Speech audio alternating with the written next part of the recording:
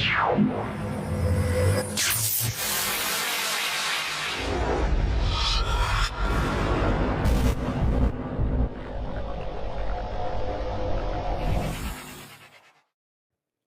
have some really exciting news that I'm looking forward to sharing with the Hive tonight. And I will first, though, say what's up. First username I saw, Chantilly Lace. It's my favorite username of all time. What's up, Phoenix? Hey, what's up with you, Birdie? Oh, not a whole lot. I went and I made a bunch of these images for this screen, but there's a reason for them. And like I said, I'm excited to share with the Hive Mind. And shout out to Mrs. Birdie for getting this all set up and running. But I was about to say what's up to the chat, and I see Michelle, I see Dirt Drew, I see Mommy Dawn, Lori C. Turn up the volume, Birdie. That's got to be better, right? No, let me say it this way. Pump up the volume. Yeah. Pump up the volume. Pump up the volume. Yeah. What's up, Sandra? How you doing, Gamble? Yo, Nicole. I hope that that's better now that I got the mic turned up. Thank you guys for reminding me. I don't know how it's possible that I suck so bad with audio. It's a trait that I never thought that I'd be like self-conscious about. It's like, I don't know how to use the mic that good. As far as you're colorblind. Yeah. You're colorblind and you're deaf? No way. Yeah, I know, right? It's I'm just razzing on you. Yeah. And hey, chat. How are you doing tonight, Phoenix? I'm good. The main question is, how in the world is this chat? Yes. Are you guys up for some spicy stuff tonight? Yeah. Because I have been a digger. Yes. And I sent you a couple of really good things today. Yes, I have. So what I plan on doing is I'm going to go through a couple Hive Mind finds as usual. I have a little bit of a rant to go on. And then kind of just another subject that I want to touch on. But I don't want to. I hope so. Yeah. I can't wait for your rant because I had a rant earlier today. And if I could have made a fist right through the screen and punched that birdie pooping. Oh, I didn't even see that one. That one I haven't even seen. I don't even care anymore. Like I said, please. You know, I watched a clip someone sent me because I think I blocked her or she blocked me. But anyways, sent me a clip and I just about died laughing because the video really said nothing. I don't know if I have ever seen one of those videos really say anything. I don't understand it. You guys know I don't really care. And yeah, I mean, there's really nothing really to say about it. There seems to be, like I said, this is our people in this chat, but there seems to be some other people that I don't get it because it's clear that maybe they don't watch the stream. You guys can think what I say is stupid, but we're not allowing anyone in here unless you have abused the privileges of the Hive, which is like the most lax privileges of all time. I got to say, from all the lives that I've joined, I feel like I don't even know what, like I give the 2 or 3 simple rules to the mods. It's like if there's anybody saying something that's going to get the chat shut down, or if they're just trolling, or if it's the share my private video lady, those are probably the only 3 rules. But anyways, so I want to share with the Hive some exciting news and shout out to my wife, Mrs. Birdie, for making this happen. She put a lot of time and effort into it, and there is now a birdiebombshell.com that it's got some hoodies. I know people were asking for merch, so I got a Hive Mind one. I got the Run Along NPC. I got them It's Giving Classified, and then I got a Narrative Warfare one. And she did an awesome job on it. She's also, if for whatever reason you guys can't tune in to hear, or if you're not on YouTube, I would highly suggest going to YouTube. It's probably just a better streaming platform. But Mrs. Birdie also has every day she's uploading the previous live to the website, and then also we are going to start updating that website with the Hive Mind finds and start making a collection of it. So Mrs. Birdie gets the top dog of the chat right out of the gate. Good job, Mrs. Badass Birdie. Yes. Woo, woo. So I will show you guys this. It's pretty awesome. She crushed it. So it says, welcome to the Hive Mind, a space for free thinkers, deep divers, and truth seekers. We explore true crime, media manipulation, and everything they don't want you to talk about. Let's get into it. And then she's got the red-pilled gear, and she's got some awesome designs, like I was saying. Well, you guys can't see that, but they were the designs that are on this page right here, with the exception of this one. So a bumper sticker would be awesome. Yes, I agree. So if you guys got ideas for that, I know I've had one or two designs sent to me, which I love those. And if you guys are graphic designers, you know somebody, or if you just want to do it and mess around, send me them. I think it'd be great. I think it'd be awesome. So now this is live, and Mrs. Birdie is the MVP. So the coffee cups is a great idea. That is a good one. And that tinfoil hat is a must. I got it. Yes, that one too. That one too. So we just wanted to get something up just because the website was done. So we figured hoodies are probably like the easiest. They're simple design, and the place that we source these from had a lot of cool colors. So we're working on the other stuff. Anyways, okay. Yes, and Faith also said a bumper sticker, so that's another one. Yes. Yep. I think that's a great idea. Honk if you're an NPC. And then give him the bird. I love the picture that you put up there and giving the bird. Yes, that one, the NPC. I think my favorite is this one, where it's arresting the LE. Oh, gosh. Not such a conspiracy now, is it? Love it. So I will jump right into it tonight, and let's get to the Hive Minds. You guys also have been awesome in sending me stuff. Which actually, before I show the next slide, sorry to keep bouncing all over the place. I got a Hive Mind find that I don't even know how to explain the level of detail that this person went into in it. It blew my mind. The fact that they were able to do this with screenshots and attachments on a Gmail was wild. They had damn near like a 3D view crafted by Google Street View of the King Road house and the surrounding areas, with drawings and mappings that overlaid directions of cars, text. It was unbelievable. I was trying to get it up. I didn't feel like I was going to be able to do it justice by showing it, but shout out to that person, because that's going to be cool when I can get that up. And so today I have two of them that are relevant to what I'm going to talk about after we dive into them. So let's get into the first. This was super interesting to me, because when I read this at first, I was kind of like, okay, like that makes sense. But then I read the post, so I blurred everything out on the post. You guys know whose family page that is. I'm going to jump down, Birdie, so that they can swivel their phones. Okay, sounds good.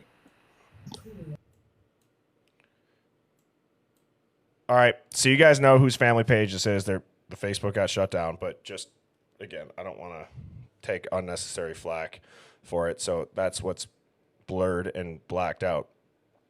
But this person sent me an email with this screenshot, and they said, read how the tense changes in this post from present to past. Was that on purpose?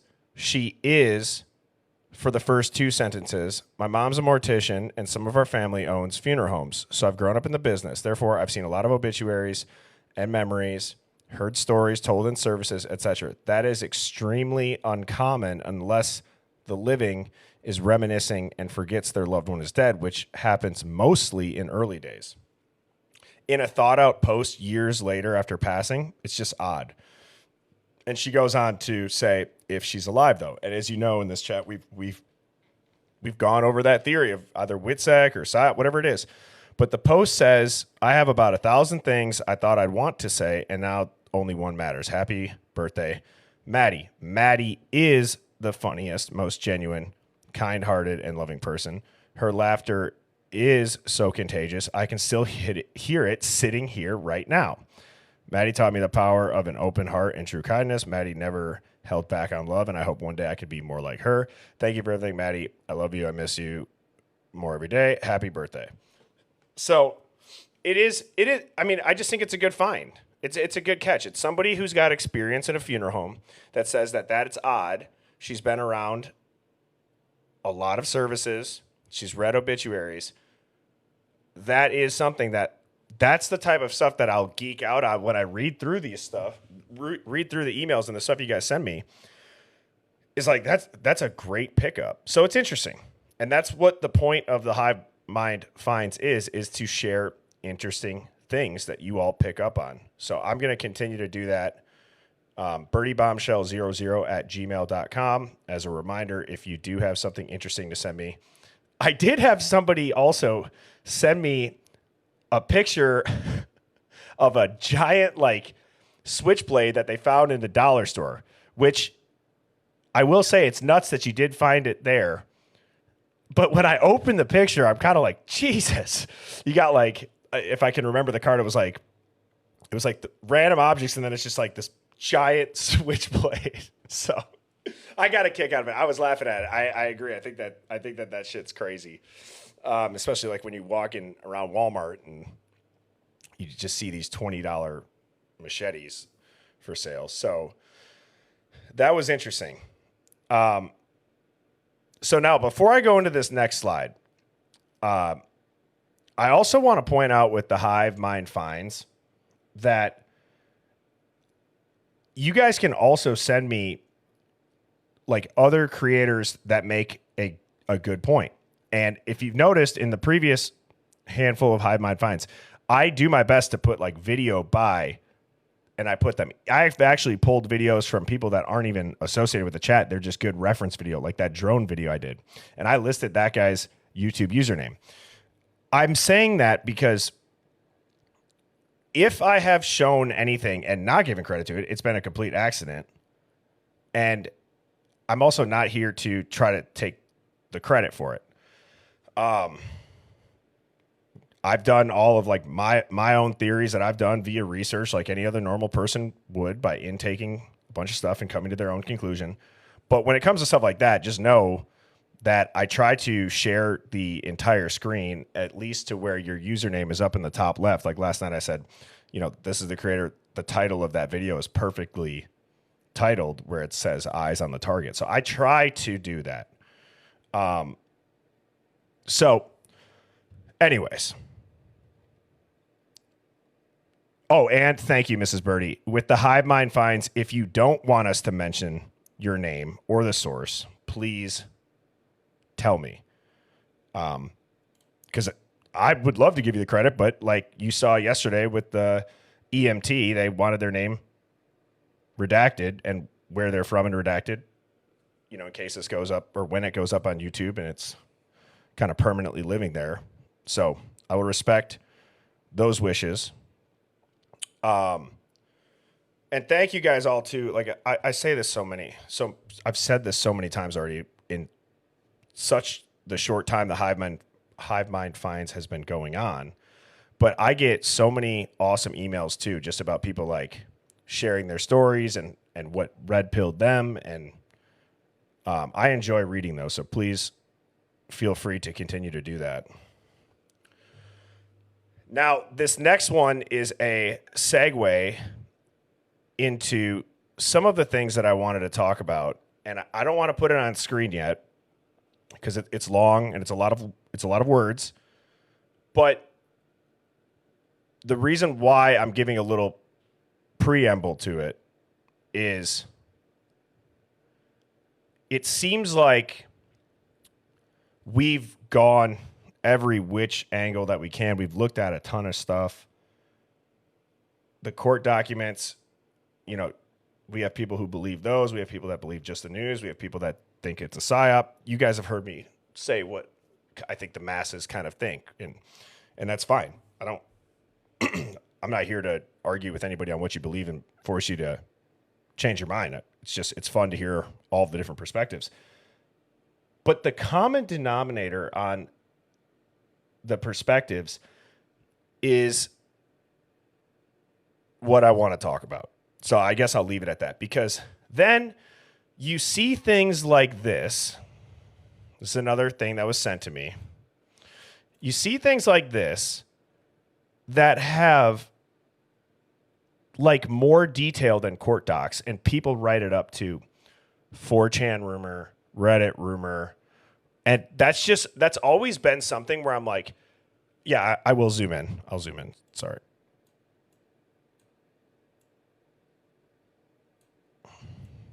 And then I'll scroll down when I need to.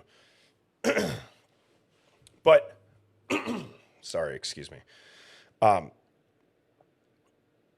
I just find it odd that this, I guess, isn't looked at it as anything, or at least like, who wrote this?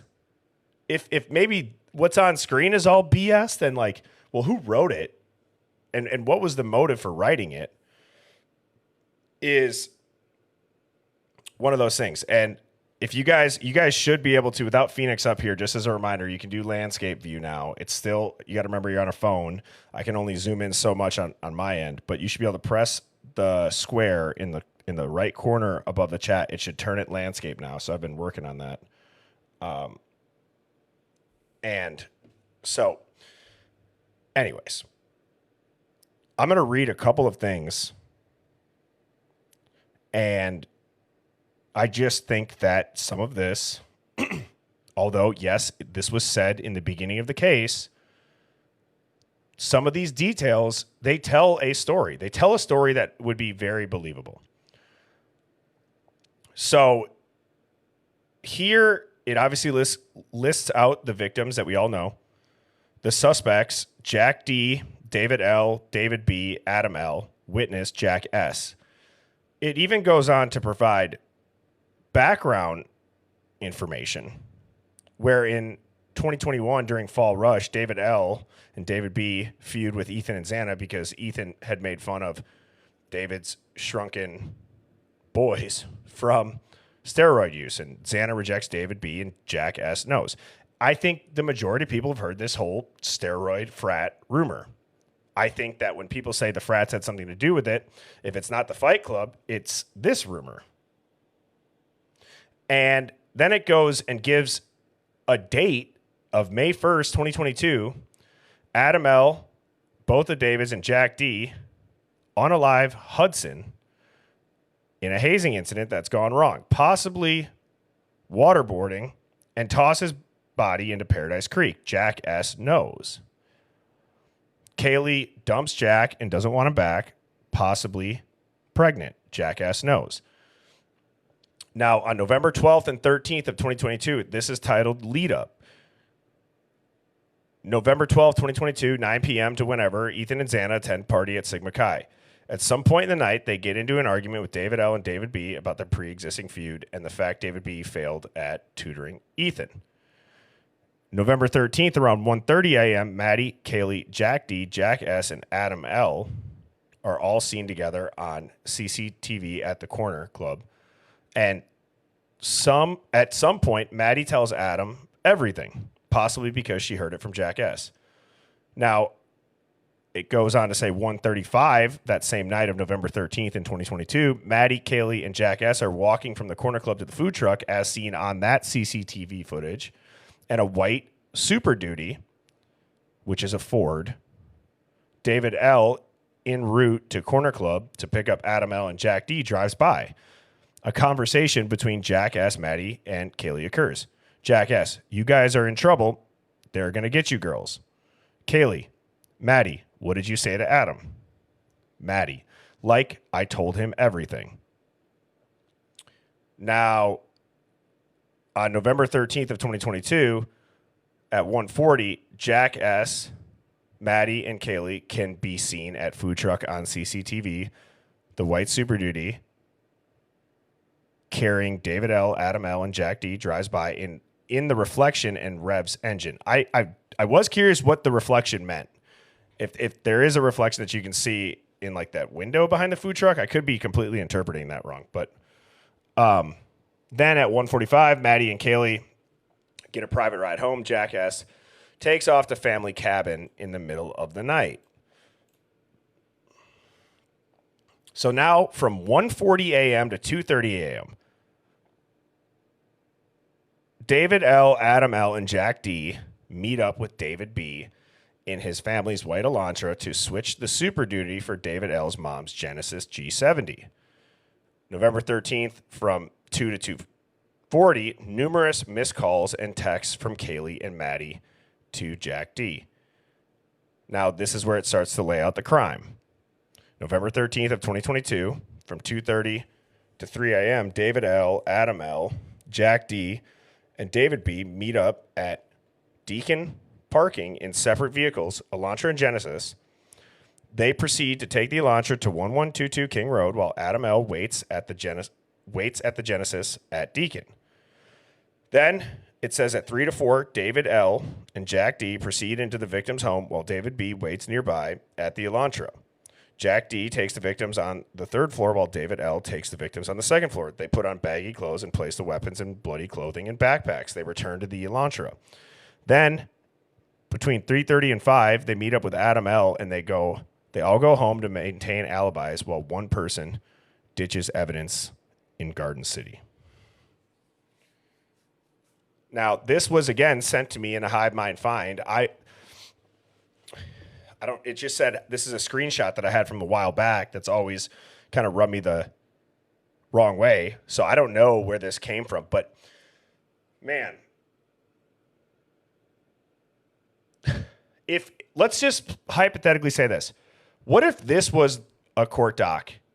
And what if like 4chan said there was no, like, you know what I mean? Like I'm saying, like if you could flip them in your head, because this gives times, people, locations, vehicles.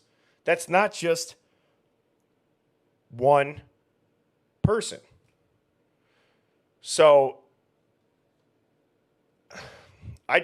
I wanted to share that because there are times where I think there's a reason why people go down these Reddit rabbit holes or these 4chan rabbit holes or TikTok rabbit holes, whatever one you're going down. And it's because it could make sense. And when you don't know anything, without having to do an immense deep dive on court docs, which there's a handful of creators that are, that not just are they doing a deep dive on the court docs, they're then going and taking it a step further and actually using their brains and logically bridge building. One of the examples of the creators that I'll give on that, like, is Jay and Bree.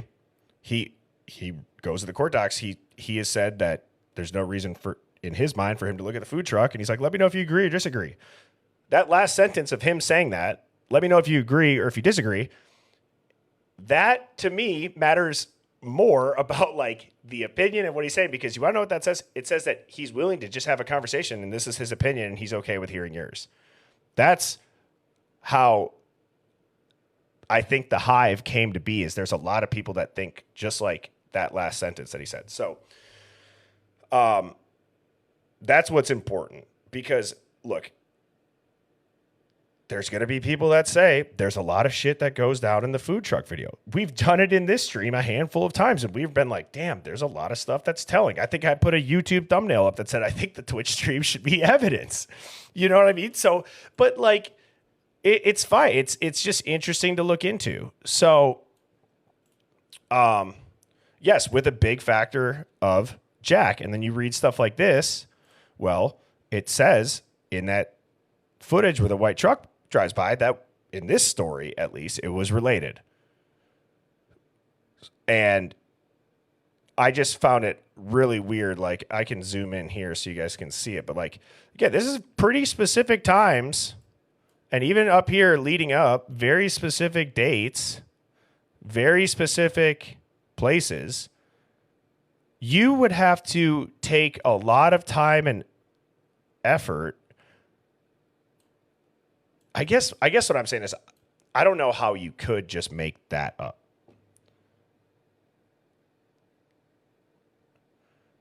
And that's really what I'm getting at. Is if that is a bunch of bullshit and it didn't happen, well, then I want to know, like, well, who wrote it? Because why would that person ever write that? And this looks like it probably was posted on some sort of anonymous forum. That's my point that I'm saying with these type of posts that are interesting. I bet there's probably, chat, you want to take a poll? Type a 1 if from the time this case happened until everything got scrubbed on Reddit and 4chan, if you think there was probably some truth in a handful of posts. Because otherwise, why would they scrub it? Like, again, you can't go back and find this. This was a screenshot.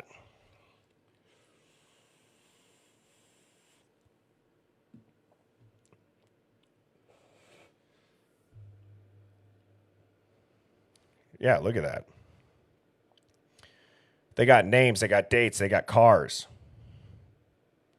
The same cars that everyone's been looking at and diving into for ever since this case started. And then you look at what we do know about the case. It's like an interesting flex of power that the feds and the police departments have shown us that they can do with cell phones and click history and obtaining your DNA from 2,000 miles away out of some trash and then using a third-party database to match you to it, all while there's no blood on you, there's no schmurder weapon. The witness testimonies of the people that said they saw you are all over the place. There's a shitload of gag orders. And your car doesn't have tinted windows. And there's touch DNA on a knife sheath button. And you're about to get the firing squad. Now, hey, that could be what happened, everybody. And we could all just be... maybe we are dumb. And maybe the news is telling the truth. But if by that snowball's chance in hell, that is the truth, guess what? I think 100 out of 100 people are going to say, well, yeah, then he deserves that. Justice is served and the system worked. It caught the only person that did this. So that's my 2 cents on it. I just think this was a really interesting read. So, any of those old screenshots that have been scrubbed that aren't on the Wayback Machine, those will probably always get on Hive Mind finds, as long as there's not too gruesome of ones. Somebody else sent me a super cool one that's, again, far-fetched. So I'd give the precursor to that about somebody who remote viewed this incident. Again, I know some people are going to be like, Birdie's talking about remote viewing. Well, there's, I don't know. There's a lot of weird shit that happens that we probably don't know about. So, anyways, Phoenix, if you want to come back up now that it's not on all the little font that's on the screen. Or maybe she already requested. Chat, let me know in the comments, what is your general thoughts on those posts that I was just talking about? Not just if there was some truth and that's why they're scrubbed, but especially the ones like that, the ones where it's names, dates, times. It gave leading up information. A little bit of info about prior to the crime that we all can confirm with that story. You can see them. I don't know. Bertie, it just goes back to the beginning. When I said, let's start at the beginning and see where we're at 2.5, almost 3 years later coming up. The first thing I thought was, where are the 3 that went overseas? Yeah, you've said that. And after reading that and hearing this, it makes me wonder, when did they leave? I know people have said they left like the next morning, the next day, and, be gone for 6 months if you got any wounds or if you have any scratches or anything on your body. That would give plenty of time to be healed. Yeah. It really would. It really would. And I don't know, Phoenix. It makes my head spin because then, like, one of the reasons too why I brought up Jay and Bree, I don't really ever mention creators, but I just so happened to get sent one of his videos that was posted either yesterday or today. But he was talking about like his timeline, what he thinks based on the court documents. But he also said something else that was important. And he's like, he tends to look at like what is in the court documents, what can you confirm from the court documents is true? Is there an angle to it? Is there not? Whatever. So like I think where he's working within the confines of that and his knowledge, and not that he doesn't have other outside stuff I'm sure coming into it. I just think that at the end of the day, that has been the only reality of the case. Do you know what I mean? Right. Right. Until we get to see the autopsies, if we ever will, then we'll know if 2 individual weapons or 3 were used. Because if you look at an autopsy, you'll be able to see certain DNA that was carried over from one person to the next.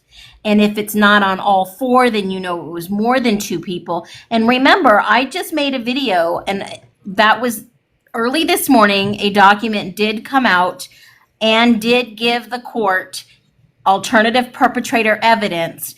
We won't know who that is until probably, who knows, until the judge makes a decision if they will allow this. Right. But as of now, they filed it. It's in the court. The evidence are there. The exhibits are there. They have named other alternative perpetrators, probably based on information that we've not gotten to see as the public yet. And that will give a lot of insight if the judge will even say, okay, maybe there was more than one. How does Brian fit into this? Where's the evidence? He was framed. He was there. He cleaned up. Who knows? I have no idea. Because the jury's still out on that one. Because the only hang up I have on him maybe doing this is, I'll go right back to the beginning again. And that is the fact that he was wearing gloves and putting his trash in a neighbor's trash can. Now, that's alleged. That's all rumored. But if he had been doing that, why? I can't wrap my mind about why would he be doing that if he was not guilty. What if he was throwing away paraphernalia? Possibly. And that's something that I thought about too, because, people who are... he already knew he was being surveillanced. He had to have figured it out by the second stop. And if they were watching him, which of course they were, they admitted they were, he was under surveillance in Pennsylvania. And it was admitted that there was some type of airplane surveillance, I believe I saw in Pennsylvania. So knowing those things, he was being surveillanced, obviously. And I think I'm trying to get into his head and thinking, if I'm being surveillanced, of course my level of paranoia is going to set in, and I'm going to start reacting to that paranoia, making sure my doors are locked, making sure my curtains are closed, making sure I'm not letting anybody, know that I'm throwing my neighbor's trash. Well, they allegedly saw him. Yeah. But we won't know any of this until it gets closer to court. So, Phoenix, have you ever, well, you don't have to answer this yourself unless you feel comfortable doing it. Have you ever seen like a professional, like when I say like a professional in the military, not that all of them aren't professionals, they are, so that might be the wrong word, but I'm trying to describe like a career military person be paranoid in front of you? Like, have you ever seen paranoia? Yeah. Hardcore paranoia, like you're surveilled not by like some creep, like, which don't get me wrong, that'll make you paranoid as hell. Well, but I mean, like some like I'm people that saying, could unalive you and then nobody knows. well, let me rephrase what I'm about to say. Hold on a minute. I have to think about this because sometimes, honestly, I have no filter, and I realized that yesterday. So I want to be as transparent as possible, but put on a filter. So I have seen a career military person be paranoid about, well, they had all right. They served in Vietnam. Yep. Be paranoid about people coming to get him, to where he would make sure that he had a gate around his entire property. He made sure that he had surveillance cameras, make sure he would lock his doors and then get up and lock his doors again because he couldn't remember if he locked his doors the first time, set the security alarm. I'm talking high level paranoia. Yeah. Yeah.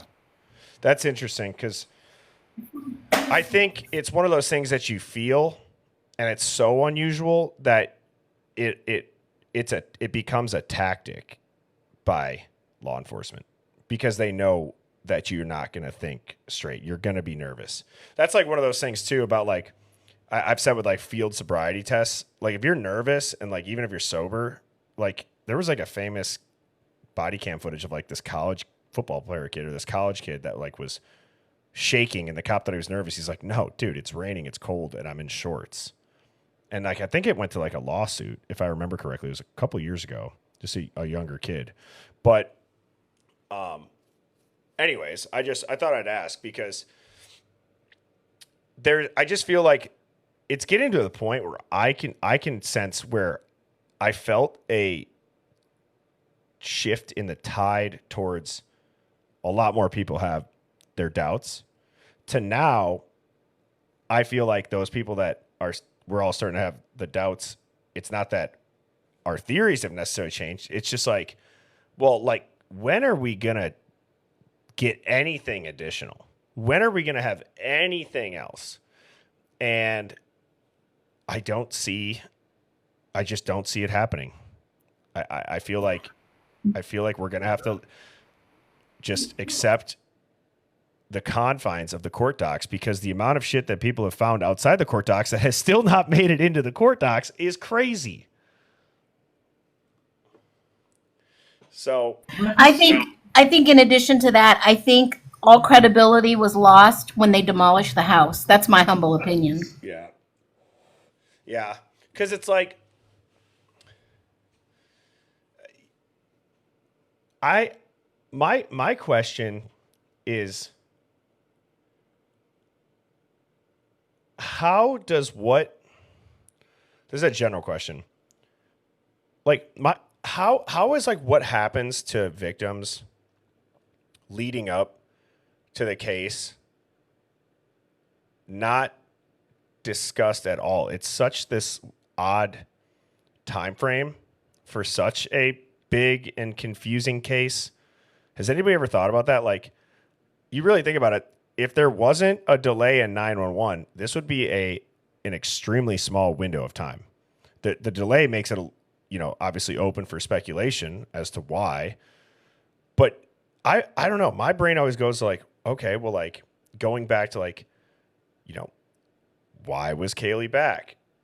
Was there stuff and reason why she left outside of just wanting to get away and start a new life? Like, that's where my brain goes to. And that's what I feel like could maybe hold some answers. So,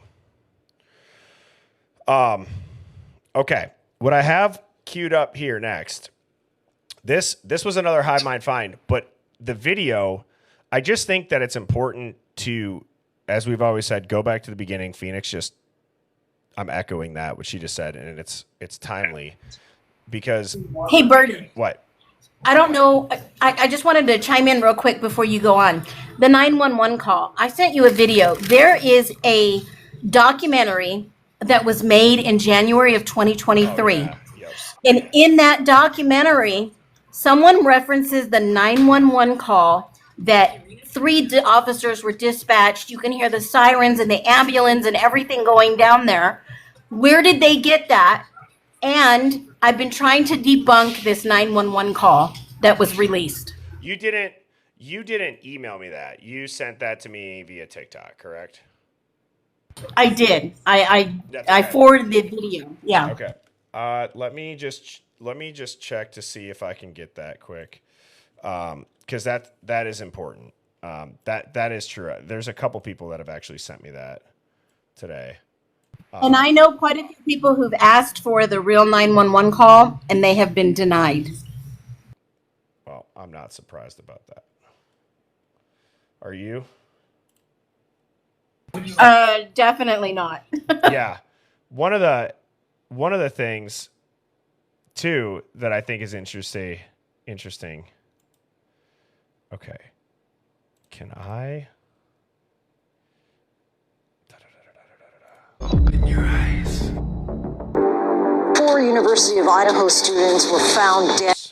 I got it. I copied it, so I'll put it on the screen. Okay. I thought I did.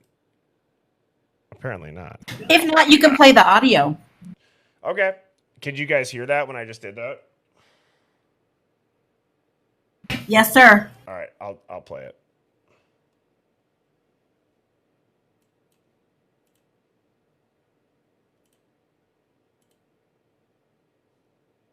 Students were found dead on Sunday. Police say it was a targeted attack near the University of Idaho.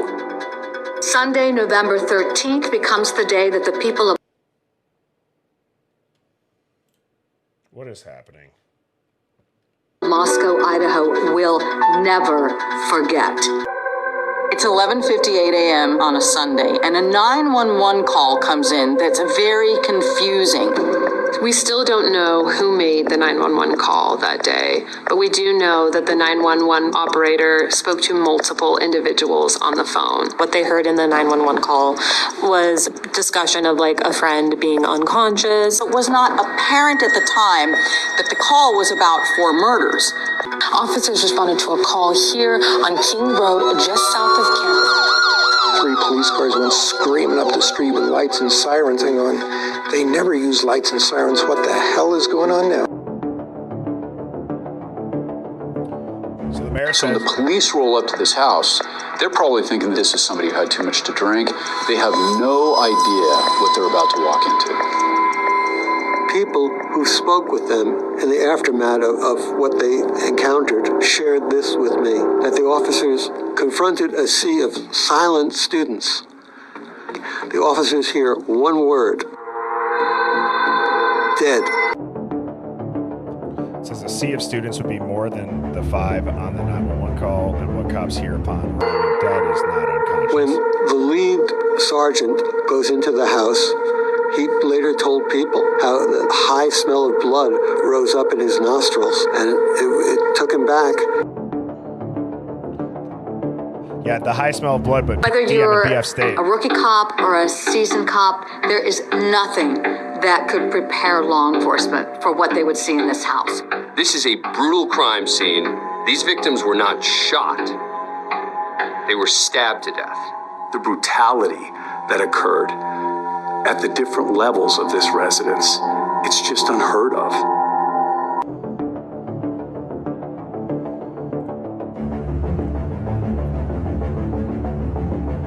This is a brutal weapon. They weren't stab wounds. You know, they were like...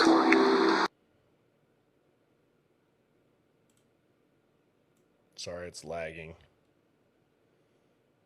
large punctures. Yeah.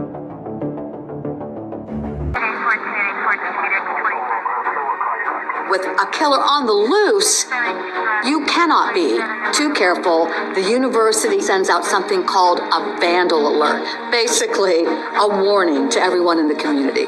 So they sent out a vandal alert notifying students to shelter in place. So I think a lot of people were kind of shocked and, confused about what was going on. Unfortunately, one of the victims is my very best friend. And when I got the vandal alert that there had been a homicide on campus on King Road, I called her 3 times. She didn't answer. I texted her 4 times. She didn't answer. Just the worst news as you could ever possibly imagine. And I just kind of went numb for about 30 minutes.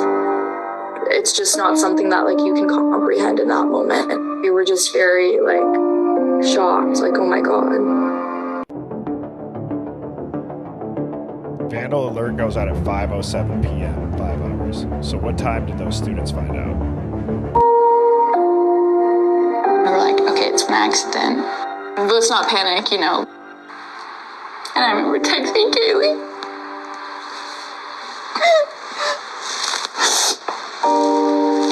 Seeing if she was okay.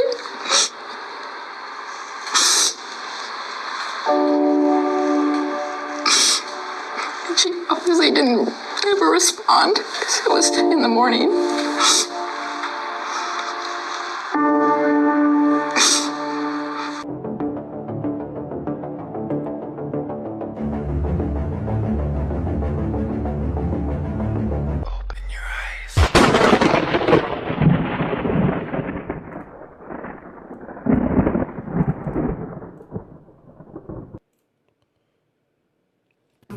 Isn't that wild? That was from that documentary in January of 2023. Yeah, that is insane. And which makes me think, after everything we've been looking at, believe me, Bertie, there is one morning I hope that I wake up and I don't think about this case, but every day I stumble upon one new thing that does not make sense because I'm looking from the beginning to now. And this 911 call that was released or leaked, I think it's a fake. well, and a couple of the things about that too is Steve G said these weren't stab wounds, they were punctures. Yet DM walks by and no mention of blood in the 911 call. It also, I don't know. I don't know. I don't know anymore. I don't know how this has been pulled off. I don't know how the truth, or I don't know how, if it's so straightforward, like I've said, if it's Brian Koberger, then what are the redactions for? This is a college town homicide, everybody. I'm not saying that that's not heartbreaking if Koberger did it. It is. But it's like, let's wrap our heads around that. There's homicides that don't even get investigated. I agree. And my logic alarm goes off when we hear the 911 call that's mysteriously leaked. And it sounds like it's an audio of an audio overlay, and there's 2 or 3 different things going on in the audio. Yeah. I didn't tell you about this. Let me find it in the Hive Mind. I'm glad that you just said that. I totally forgot about this. Do you remember when we were breaking down the 911 call, okay? And we were trying to figure out like what they were saying in the background. Like I had the ultra enhanced audio up there. Okay. So somebody had sent me. Oh no, they made a video about it. Damn. I'm going to have to pull it up. Let me just close. Let me stop sharing this screen for 2 seconds, chat. This is wild. So they put their closed captions on their TV. And you can hear it clear as day. Now, I don't know about necessarily what the speculation that they're talking about is for, but I hope this is it. Nope, that's not it. Damn it.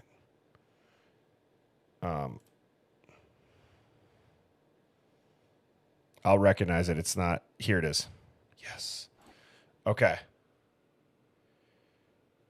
So now I don't necessarily know what this person's caption is about, but they were watching me on their TV. and they had this their closed captions on. And I want you guys to listen for this and tell me if you hear it clear as day. Rice and colors. How is it? Yeah, to make sure that I have it rice and colors. I'll talk to you guys. She was the light short. I need prawns. Where my brain went to was, well, you don't hear, it said like race and color or race and gender or something. You can see it at the bottom. Rice and colors. See, it says race and power, race and color. Now, I don't know what or how that could be picked up on. That's also where the video cuts, by the way. That's not my screen. So, but where my brain went to is like, again, that's an overlaid audio. Like, I did not hear that. So I'll let it play again. Rice and colors. How is it? Yeah, to make sure that I have it rice and colors. I'll talk to you guys. She was the light short. I should have been. Whoa! I didn't even notice that part. Rice and colors. I didn't. How is it? Yeah, to make sure that I have it rice and colors. I'll talk to you guys. She was the light short. I should have been. Well, it says, I think it was live next to them, but still, that's crazy, dude. That's crazy. That's crazy that's what picked it up. Could you imagine not, and this is a reality for a lot of people. This is a reality. Like, it's, what I'm saying is, it's not meant to like be disrespectful, but I'm saying, imagine if you couldn't hear and you just had to rely on the closed captions. You would be like, whoa, what the hell is going on? So the audio is super quiet. What's important is this, is that the CCs on the TV picked that up. So, and then I'll let Phoenix up. I just saw she requested. That's what's important. Is like, that's crazy because we've tried to run the captions on CapCut, on Canva, on AI. It's never picked that up. So whether or not the TV's mishearing it, it's crazy that that's what it misheard. Also. So for anybody, Why that's would a it little... even say race? Oh, go ahead, Phoenix. Why would it say race and color? I'm confused. Well, I don't, because where my head went was like, okay, like if it's the 911 operator talking, I don't know. Do they ask questions like gender, age, race, like name, last name, phone number, address? That's where my head went to. Yeah, but I don't even remember them asking that. I know. That's what I mean. So it's like the TV picked up on something. So that video that I just showed you where I was on the screen was when we were breaking down. We went deep on it. That's on YouTube. My YouTube handle is Birdie Bombshell, and I upload all of the full streams there. So that's a new channel. Go ahead and subscribe. But all the replays will be up there. That one, I believe, and I try to put relevant thumbnails. So it should be like 911 call in the thumbnail. If you want to check that out, we play it at half speed. We have like voice enhancers on it. We have background noise metered out. And the only way that it's going to get better sound, in my opinion, is like somebody with professional tools, somebody like Outcast breaks it down. I'm going off of what's just like available to me on like paid like social media tools like CapCut, which is good. It does a really good job of enhancing your voice, like for this type of stuff. But when you really want to break down that other shit, like a 911 call that has stuff in the background, you're going to need better tools. Has he broken it down already? Here, we're going to put out a call for Outcast. Someone said he broke it down. They did. I wonder if he did break it down. Let me pull up his channel. I don't know Outcast other than, I mean, he seems like a cool dude when he streams and he does good work on his stuff. So I don't know if he has anything, but here's his handle. That's pretty interesting. I had not seen that video until just right now, so that's wild. Oh, he does do it. He says he can hear whispers in the background. 911 call, Idaho vocals only. It's 4 minutes. You guys want to check it out? It was a month ago. Yeah, let's listen. Okay. And Outcast, I hope you're cool with me showing this. If not. Yeah, and if you are watching him, go like and follow him, and he's a really good guy. All right. Well, I don't know what his intro is. Watch it just be like something that just gets the stream cut. Yeah, be careful. 10:55 a.m. 42 seconds, November 13, 2022. 911 location of your emergency. Something is happening. Something happened in our house. We don't know what. What is the address of the emergency? 1122.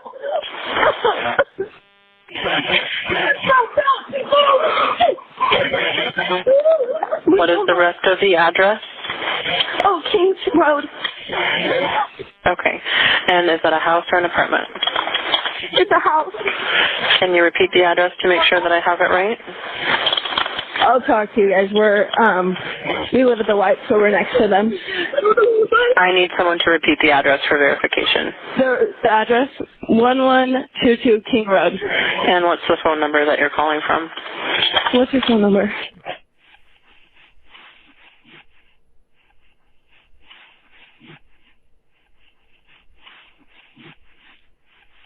And tell me exactly what's going on. One of the roommates has passed out, and she was drunk last night, and she's not waking up. Okay. Oh, and they saw some man in their house last night. Yeah. Hi, and are you with the patient? Okay, I need someone to keep the phone, stop passing it around. Can I just tell you what happened pretty much?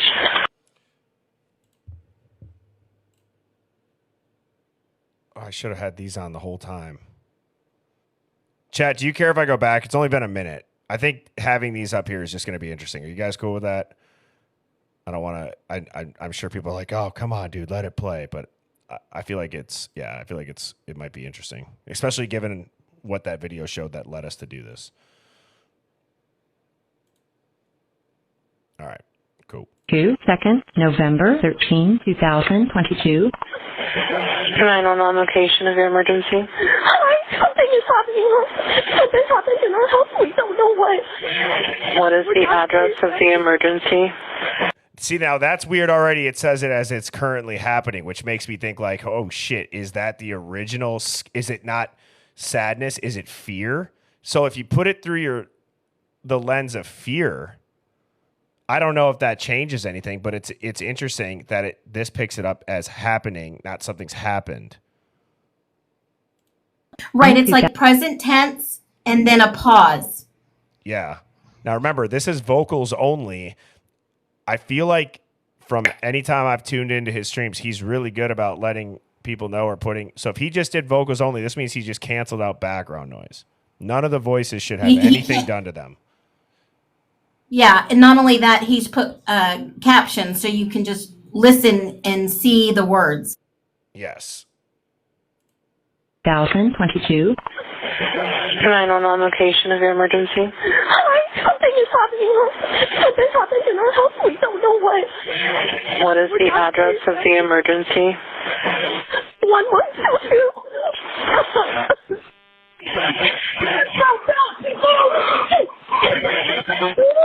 What is the rest of the address? Oh, Kings Road. Okay. And is that a house or an apartment? It's a house. Can you repeat the address to make sure that I have it right? I'll talk to you guys. We live at the White, so we're next to them. I need someone to repeat the address for verification. The address, 1122 King Road. And what's the phone number that you're calling from? What's your phone number?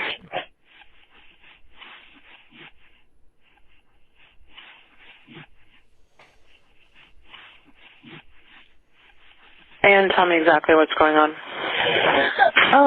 One of the roommates has passed out, and she was drunk last night, and she's not waking up. Okay. Oh, and they saw some man in their house last night. Yeah. Hi, and are you with the patient? Okay, I need someone to keep the phone, stop passing it around. Can I just tell you what happened pretty much? What is going on currently? Is someone passed out right now? I don't really know, but pretty much at 4 a.m. Okay, I need to know what's going on right now if someone is passed out. Can you find that out? Yeah, I'll come. Come on, but you gotta go check. But we have to. Again, how are you saying that and then say we have to go find out, we have to go check? The 4 a.m. part's off. Oh, and I saw a man in the house last night.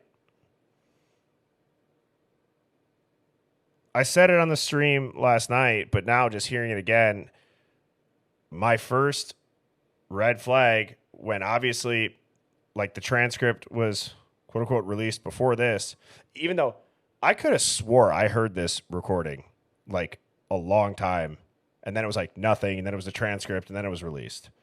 I don't know. Maybe I'm just misremembering. I could have swore I heard it, but that's probably not true and I'm misremembering something else. But I don't know if anybody else feels like they did it either. But the first red flag to me was honestly the voice. It just sounded like fake, which is, again, I would feel terrible if that's not fake and that's just fear, but that's what really went off in my head. So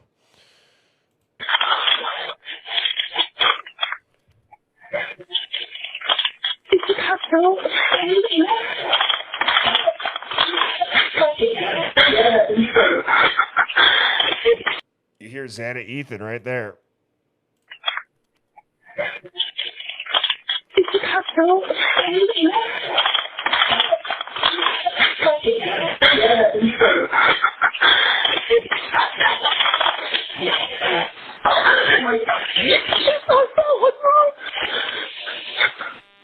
She's not waking up. Again, guys, I hate to say this, but just that alone, if they have not quote unquote stab wounds, puncture wounds coming from the father, that's one of the victim's father said that. How do you possibly look at somebody and go, what's wrong? She's not waking up.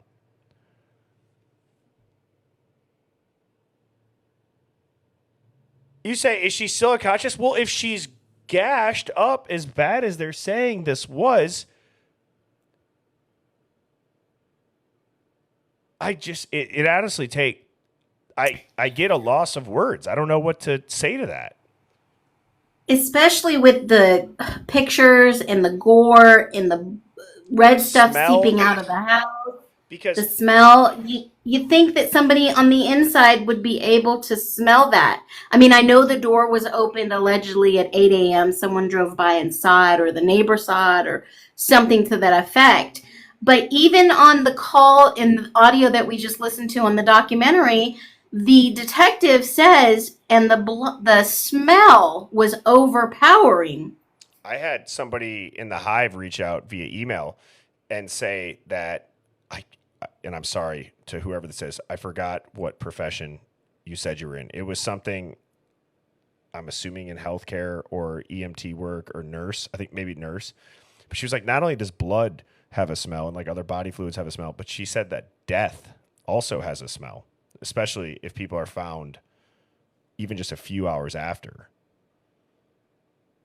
So fortunately, I've never like found a dead body, but I don't know if anybody agrees with that. I mean, it would make sense.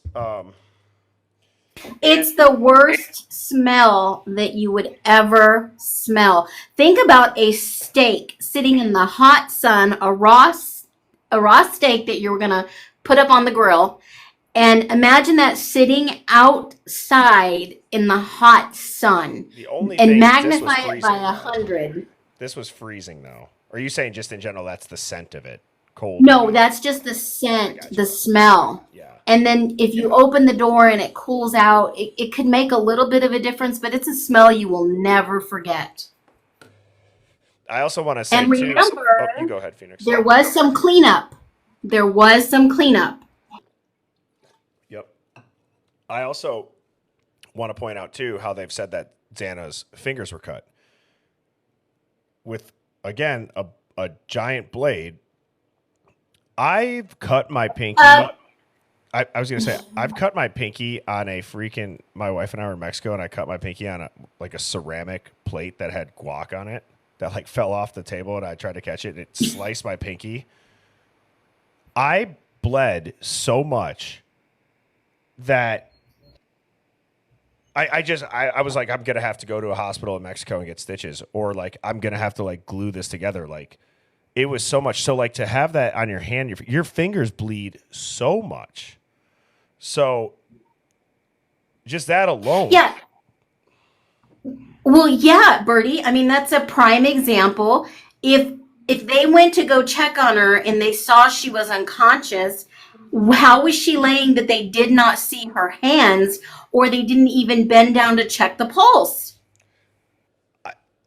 Dude, so many people have been attacked for saying this stuff. But it's also look, people could say, you don't know what you do in that situation. I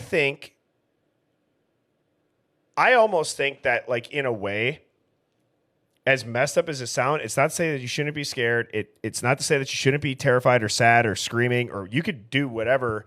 I forget the terminology that they'd use in court. What is it? Where they can sometimes write that off as hearsay. It's when you say it under duress. What is that court terminology? Utterances, something like that. I don't know if anybody knows. It's anyways, you guys get the point. It's what you say when you're under duress.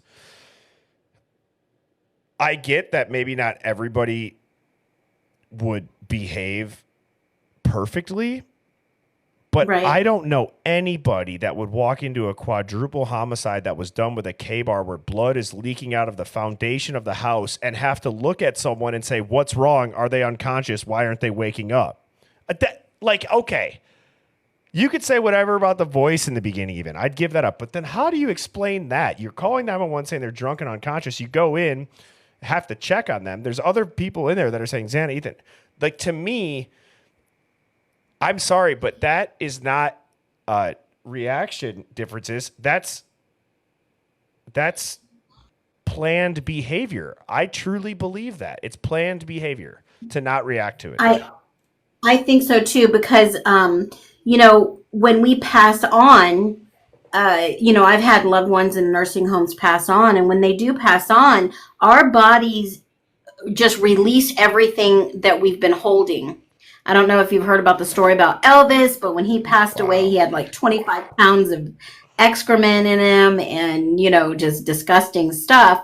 But our bowels relax, we loosen, we lose everything. We lose our urine. So it doesn't just smell like the red stuff. It's bad. Did you say Elvis? Yeah, there's some urban legend or whatever. He's not dead though. He's a pastor at a church. What do you mean? That guy's too young to be Elvis. I'm just kidding.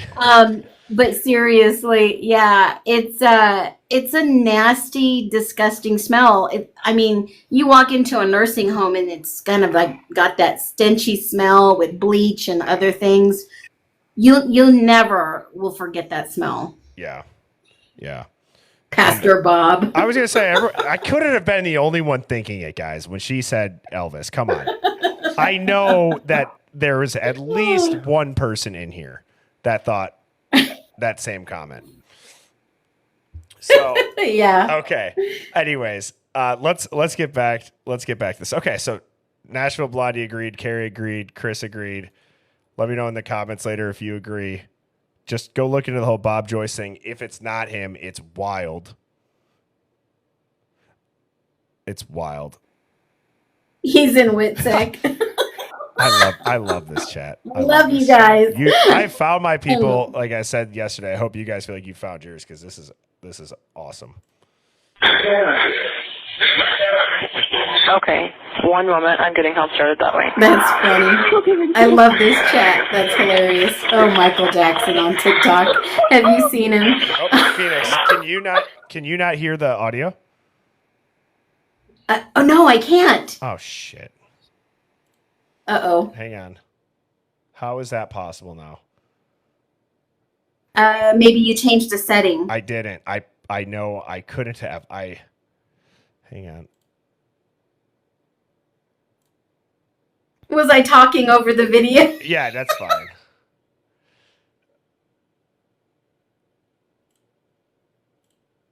Hang on. That's okay. Just play it. I'll be quiet. Okay.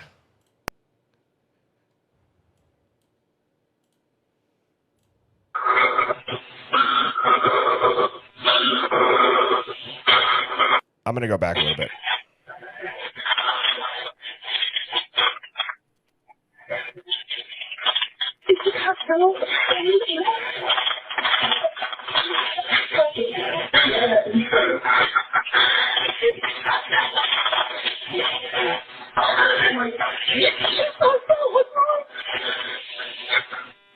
She's not waking up.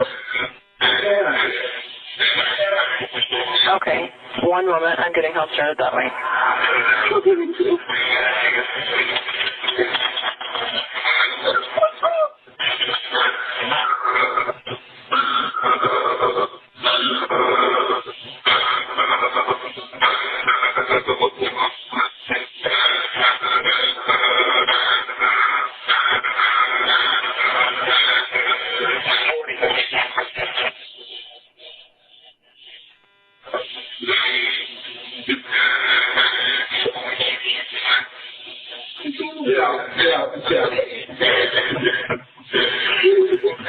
Wow, that's the first time I've ever seen captions generated for what we thought was a different language.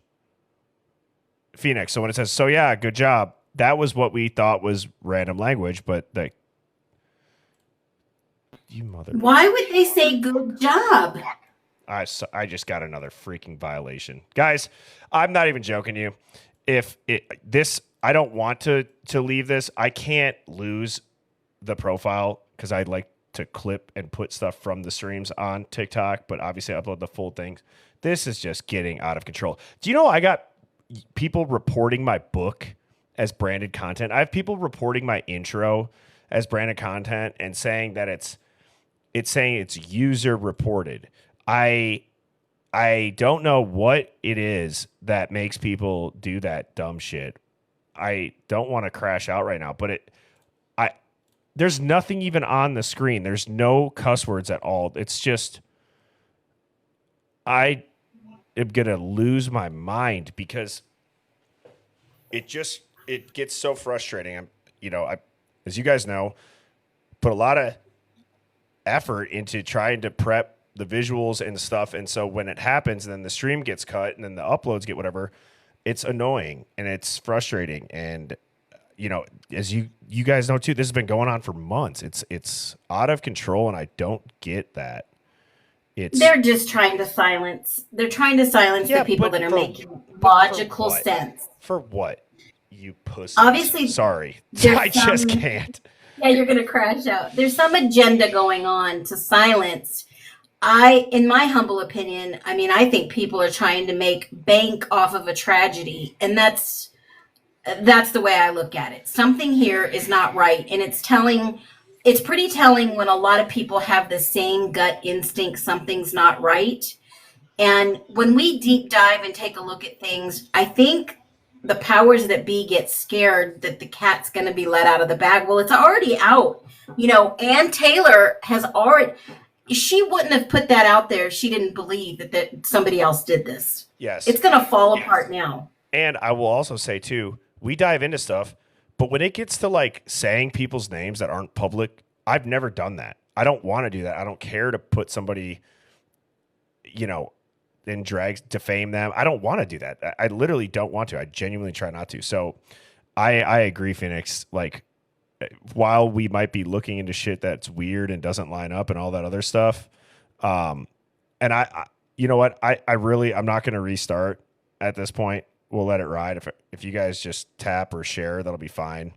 If this was just in the beginning, but we're an hour and a half in, and it's fine.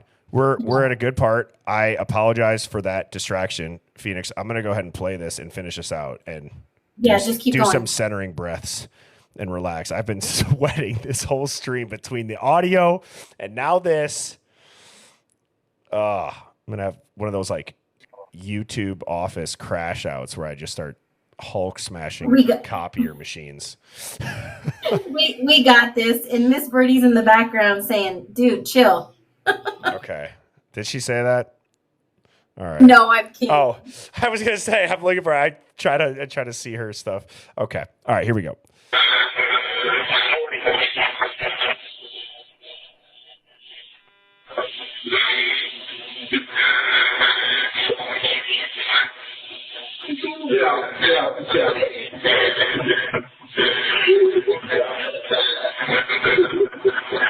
Okay, and how old is she? She's 20. 20, you said? Yes, 20. Okay. Hello? Hello? Okay, I need someone to stop passing the phone around because I've talked to 4 different people. Hey, sorry, they just gave me the phone. Is she breathing? Hello? Is she breathing? No. Okay. Now, where is the instructions from the operator to start chest compressions, 30 compressions, 2 rescue breaths? As we showed in the Hive Mind finds, from somebody that does that, your first goal is to locate the person, then find their pulse, then preserve life and begin chest compressions to move as much oxygen and blood toward the brain. And this user went on to say there's recordings of children saving adults' lives by these instructions. So you just hear they're not breathing. It's this emergency with somebody drunk and passed out. You just go, okay. Again, I'm not trying to hate on this operator. I don't understand it though.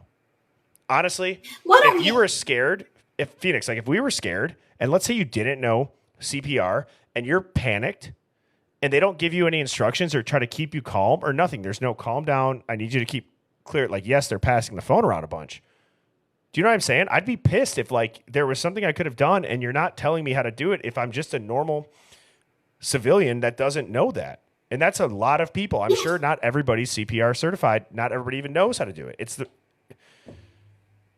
I mean, when you are in this experience like this, I've been in this before, and I can give you an example, is my husband at 3:41 a.m. went into a seizure. And I knew that if I didn't get oxygen on him, he would be brain dead. And it took 28 minutes for the ambulance to come out to our house in the country. If I didn't do what I did, I probably would not have my husband today. And so when the 911 operator got on the call with me, I was so frazzled. She had to guide me step by step, hold my hand, calm me down, and then my senses kicked in when I said, oh, I've got my oxygen machine. Let me go ahead and put it on him. And, I don't know if you've been in any situation like this, chat, drop a 1 and, let us know if you've been in any situation like that. The 911 operator usually is very calm, keeps you calm. I think they're really trained to keep people calm and start proper procedures. So, I mean, I've gone and done some research and I've watched other 911. I've listened to some other serious audio and some calls that have been really deep.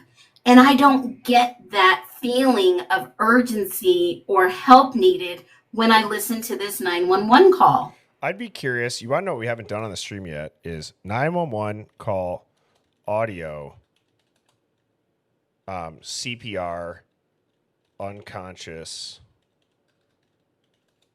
person directions. I'm just curious if there's anything that pops up. And maybe they record those calls for training. So that's the best ones to listen to as a training call. Yeah. So this is from Resuscitation Academy, posted 3 years ago. It's got a few hundred views. I'm just curious because I guess I haven't even listened to this. That's insane. How old is your husband? 70.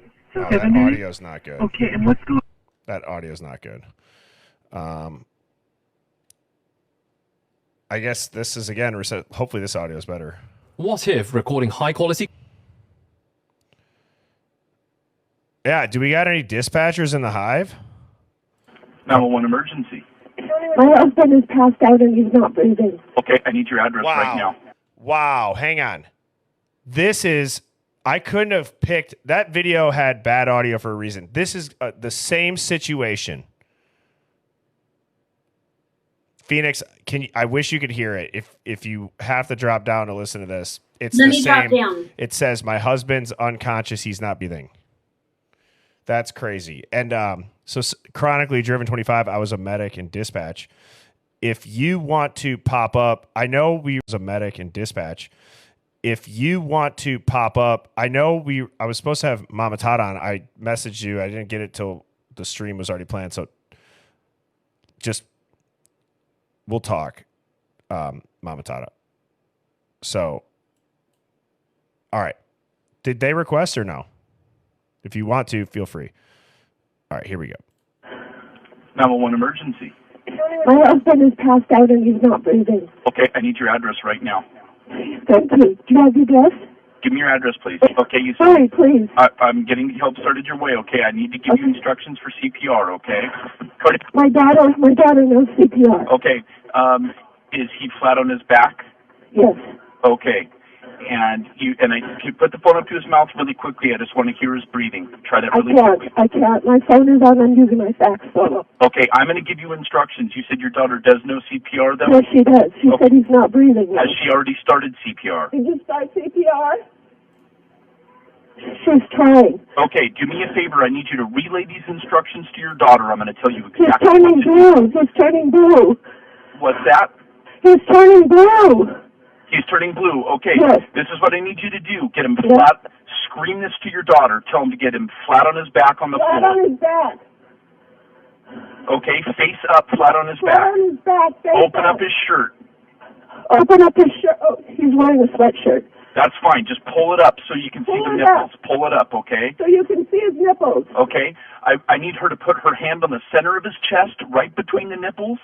Put your hand on the center of his chest and push. Okay, and she's going to push as hard as she can in the center of his chest. I need her to do that right now. That's fine. I need her to pump. Listen to me, ma'am. I'm going to help you with this, okay?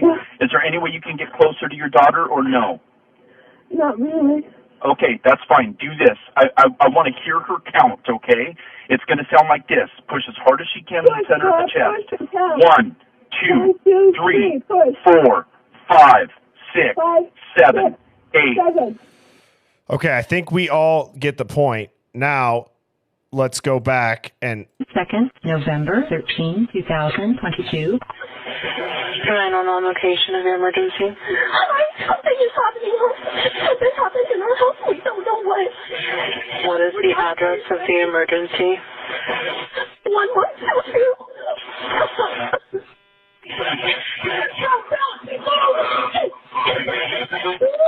What is the rest of the address? Notice how long they take to even get the rest of the address, too. Oh, Kings Road. Okay. And is that a house or an apartment? It's a house. Can you repeat the address to make sure that I have it right? I'll talk to you guys. We live at the White, so we're next to them. I need someone to repeat the address for verification. The address, 1122 King Road. And what's the phone number that you're calling from? What's your phone number? Someone's unconscious, lady. I mean, Jesus. And tell me exactly what's going on. One of the room. And also, I hate to say this, they're probably calling off of an iPhone. I guarantee you that every 911 dispatch center has caller ID where the phone number, it can be pinged or it can be tracked. They can have the location. They'll have your name. They've had caller ID, for God's sakes, since I've been in like 4th grade. I mean, Jesus. It's just, we're 1 minute and 9 seconds into the call, chat. 1 minute and 9 seconds.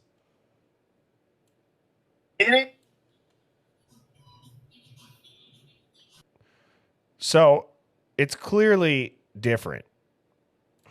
Mace is passed out, and she was drunk last night, and she's not waking up.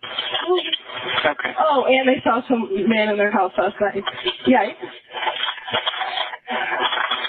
Hi, and are you with the patient? Okay, I need someone to keep the Does it say, hi, this is Sam? Hi, this is, doesn't sound like Dylan. Hi, this is, and then it says and. Hi, this is and. Waking up. Okay. Oh, and they saw some man in their house last night. Right here. Yeah. Hi, and are you with the patient? Okay, I need someone to keep the phone. Hi, and are you with the patient? Okay, I need someone to keep the phone.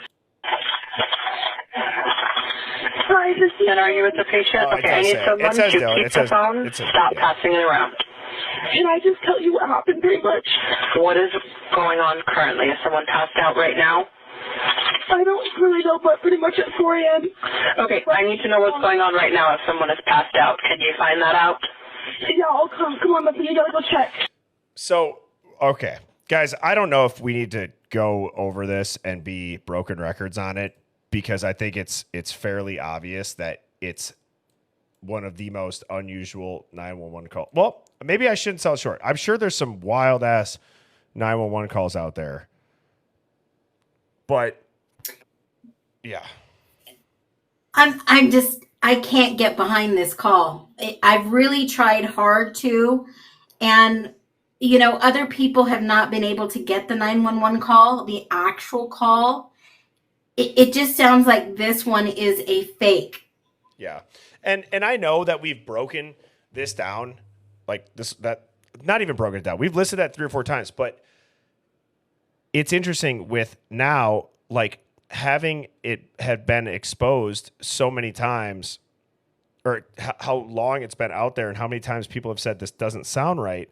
Now people are like, well, let's see what we can do with the audio. And then it's like, oh, well, now you hear this stuff. Well, let's see if we can get the audio clear. Let's see this. And then it just, you go back and it's like, you mentioned it the other stream, Phoenix. It's like what happens when you, I don't remember the exact analogy you used actually, but it was something like, do you remember like watching a movie like 15 years ago? It's like, dude, this is the best movie ever. And then you go back and you watch it today and it's like, how did I think that this was so epic? Not that it's maybe not a good story, but just the way that it looks and how it sounds and what people say. It's got like, there's probably situations too, like between people where you interact with them and then you think back after the fact. That's what this is like. Yeah. Yes. I know Mama Yeah. Tata wants to come up. I tried to accept it. And I'm only going to be on for about 20 more minutes. So I don't want to sell it short. I don't see her in here, guys.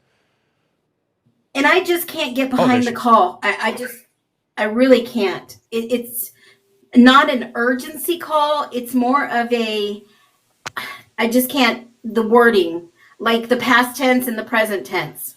Yeah. What's up, Mama Tata? Sorry, I didn't see your name. Sometimes I think people accidentally request and then I end up with like, I don't know how many people and I scroll through it, I miss it. So I apologize. No worries. I got booted from your live a couple times, so you're definitely being reported. Yeah. I can't even write a freaking... I can't even write a book. This got reported. My own book, that's an e-download. It's a freaking Kindle download. You gotta love it. I think this is my 13th account, so Yeah, you just start downloading your videos now so you have it for later. Yep. So now I'm glad that we got you up here. As you guys know, I've been trying to keep the streams between like 2 hours, 2.5 hours. Like I said, those 4.5 hours ones, like tomorrow, I got to be out the door at 4:15. So I forget, Mama Tata, what were we talking about last night? Not because I think we, just to put the 911 call to rest here, it's weird. It doesn't, something inside of you tells you it, your spidey senses go off. It sounds different compared to what it should sound like. So I think we all agree on that. But what were we mentioning last night when you were saying you have some input on that? Well, just the one thing I do want to say on the 911 call before we switch over is that I'm a nurse. I worked as a paramedic, and yes, we all know I have banking background. Kind of jack of all trades, trying to find a career path. But no, the 911 call doesn't make sense. I don't know any operator, and honestly, listening to it play back at the way that you did, it kind of has the sound like it sounds like it was routed to somebody that isn't normally a 911 dispatcher, kind of like what you'd see in the movies. So nothing about that call. Out? Do they ever contract 911 dispatchers out almost like they contract out customer service? That's a real question. I'm not trying to be... They do. Some places do.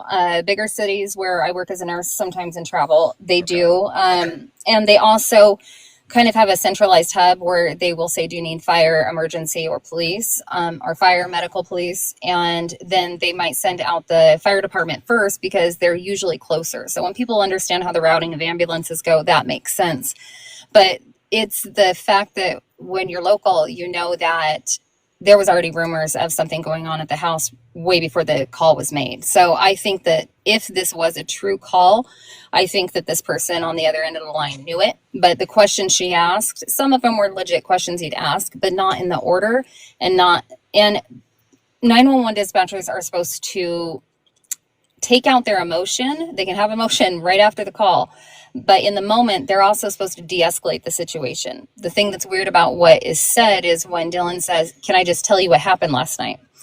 A normal fight-flight response and freaking out because your friend could potentially be deceased that's not a normal response to say, can I just tell you what happened last night? It's like she's trying to get this out there because she's got a story to tell. It's a very odd response for somebody her age.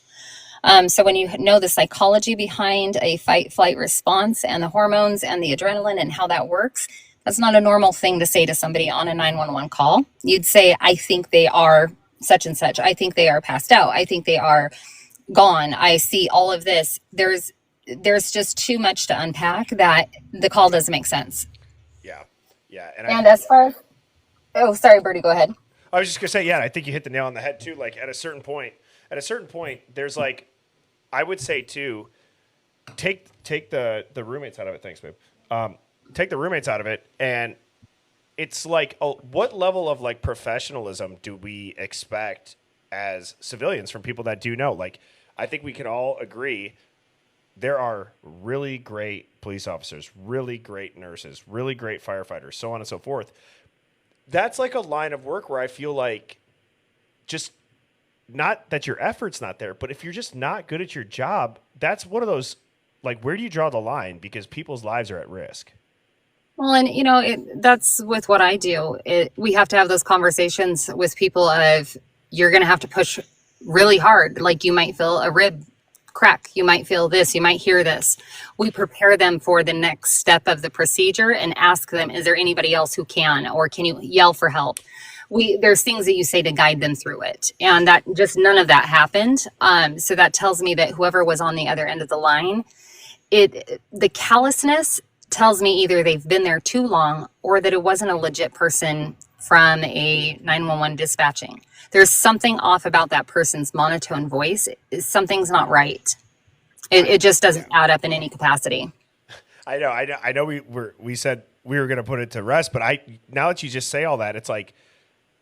I think through in my head, if I would have walked in on that, I would be, I think I would be one of two ways.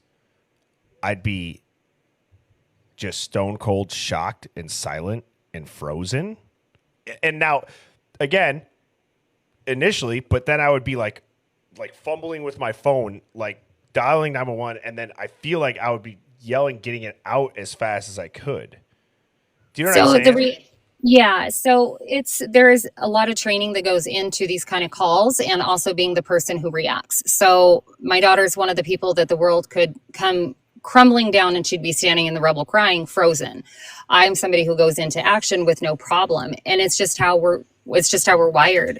People are wired differently. The reactions are different. So a lot of people can say, oh, I would do this, but you don't really know until you've been in the situation. It's just like a soldier going to war. Some people don't come back because they froze.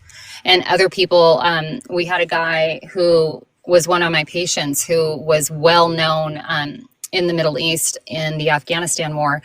And he's referenced as the Burning Man because of all he went through and all the different wounds he received during this battle that he was in. And he was the person that he just didn't care. He didn't have that fear. My husband is definitely built even better that way, in that it's an auto response that turns on in some people, and other people it shuts off to preserve and protect the brain. It's all about protection and preservation of the brain. Now, afterwards, though, the people who respond faster tend to not have as good of a long-term memory recall on the situation versus a short-term. So me, I go into action fast. I will short-term be able to relate everything almost word for word, but after a few months pass, I become fuzzy on it. That's my brain's way of protecting myself versus somebody else who flip-flops in the immediate. They don't remember as well, but they can remember long-term very well. Wow. I've never thought about that. That there are very specific people that I'm sure everybody can name in their lives or think about it about themselves. What you just described, you could maybe relate it to school even. Like you're the person who would cram for a test and then you forget it. I'm sure people have that same trauma response. That's a good analogy. Yeah, that's exactly. It's a trauma response, and everybody's built different. Hormones move different, and a lot of times you can see those kind of people based off of their eyes. So when you see somebody who's in a intense situation, a lot of times people say their eyes look empty or soulless, when in reality their pupils are so dilated that they're taking in so much information and intel all at once that's what causes the eyes to almost become per se absent. So the psychology behind first responders is fascinating, and it's definitely something worth looking into for anybody who has considered becoming a dispatcher or paramedic, because not only do you receive the calls, just like in this town, I mean, we have so many reports of unconscious people when you're in a college town, especially with two colleges side by side. It's not uncommon by any means. It could be just overly maybe desensitized to the situation, but even at that, I can't just wash it away and think that that's what this is. It just doesn't. There's nothing about the questions that makes sense. The order, the explanation didn't say, have you checked for her pulse? Have you checked for her breathing? A way to check is to look, is she breathing? Is her chest lifting? Can you roll her over? Is she on her back? There was no, what position is she in? Do you think that there could be something broken? Do you think she fell? There's no questions to give the operator any idea of what to even tell them to do. And so that's the other thing, is nothing led anybody to do anything except for, oh, voila, we got an AED machine on site now. It's just the most bizarre 911 call. And I had my friend who's been a dispatcher for 40 years listen. She said she's never heard anything like this in her life, and she trains. It's a freaking stabbing too. Yep. It's not. It just doesn't. College kid. I've said it so many times, but it's like, in a way too, like, I want to tell you what happened last night. Yes, it does sound like what you said. She's trying to get the story out, but it also, in my head, is like, I've always said, like, well, how much did she have to drink? Were you with her? Did you not? Like, when did she start to, become intoxicated? Like, I could see that line of questionings, but again, the first thing is you locate them, pulse, life preservation, so on. Exactly. And so and there was no indication that those kind of questions were even going to be asked. And that's the other thing, is you also listen to what's not being said. And the 911 dispatcher wasn't willing to take information in. She could have just said, can you please give the phone to the person who's closest to the victim? Yeah. That's typically what you do. Or it can't instruct her, put me on speaker, those kind of things, because she also doesn't know the mental status of everybody else there. So you can pick apart this call in 100 different ways, but truthfully, it sounds AI generated. It is a very bizarre call that is too monotone, and the questions are like your textbook basic questions. You know what would be interesting? What if I let me see if I can find it. Why don't you ask Chat GPT or your AI if, I know we've gone through this phone call before. Ask if it's AI generated, because there's some really good points that have been made about the urgency, but you never hear them say there's any red stuff, and I think they're DEAD. Yeah. Exactly. I'm trying to see. I'm not gonna. Well, AI can detect AI, and yeah. My AI Chantilly makes. Yeah, mine can. My AI likes to not work when I try to put it in there when I'm on live. But I will say, like, is this going to download this whole design? Okay. Yeah, and the focus was on only one person. Here we go. This is what I was looking for. Voiceover. This is just the simple. Oh, I'll move this so you guys can see. This is just the simplest thing. Like, listen to this. Did you know emus and kangaroos cannot walk backward? Oh, I thought I was going to do it over this audio. Sorry, chat. Well, and what's weird is even the inflection patterns there's not enough inflection in the voice of the dispatcher. So when you look at the patterns on Outcast and him putting that up there, there's no inflection in the voice. So there's no up to the question. When you ask a question such as, have you seen where my purse is? The inflection changes. Have you checked to see if the person is breathing? There's inflection patterns that aren't there. And even the new upgrades on the Apple phones have better inflection patterns that are heard by Siri. This is the strangest call I think I've ever heard. Yeah, I agree. Here's the voice changer. This is what I was looking for. Just I bet even without AI, like this says, let's see if we can find Tiny Tina. What does this sound like? But it'll apply the voice changer, and it's not to say that they're using voice changers, but I'm trying to show you guys what Mama Tata and Phoenix, and I'm sure everybody in the chat would agree is possible. But if you're not aware of it, the inflection is one of the most dead obvious giveaways for AI voices. It's close. It's getting better. It's getting close, but it's nowhere near what a human voice sounds like. So this is just about to be done applying. Here we go. Okay, this is creepy. I'm sorry. Forget that I even thought of that. All right. So, Mama Tata, what were we talking about last night where you were asking to come up? You said something about Fresno in the last couple weeks. You mentioned Fresno, Kings County, and connection to the case. And I don't remember what you guys had mentioned about it. But Steve has a brother, Nathan, that appears to have quite the history and has connections into Fresno, which is one of the well-known trafficking areas for exactly what would be trafficked. And it would explain potentially why Steve is in the limelight the way that he is. Yeah. But also, if you remember our conversation, his brother, I believe, was in prison, correct? I can't remember exactly. I haven't had a chance to go through all our conversation last night, but there is some shady stuff around the brother that I started plugging some stuff in and looking different things up. And the addresses associated with some of the Venmo payments that Steve had that Phoenix had posted, those were connections to property management that is up in northern Idaho. I can't remember the town off the top of my head. But it's up near the Coeur d'Alene, Post Falls area. And that's also where the White Knighted brothers live. And the connections between the trafficking from Mexico up to Seattle to Spokane, it all floods right through these areas. And going through the Canadian border up through Sandpoint brings you right into Canada.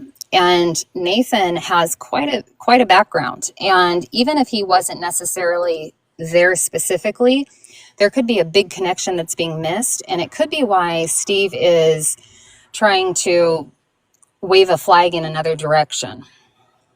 Absolutely. And, you know, his brother was charged with an unaliving, and with his long, very long rap sheet, I wouldn't doubt that there's something being hidden that could possibly, allegedly, relate to this whole thing. So when you guys, like Mama Tata, I don't know if you were in here when I did the Hive Mind finds. Were you in here when I read this or not?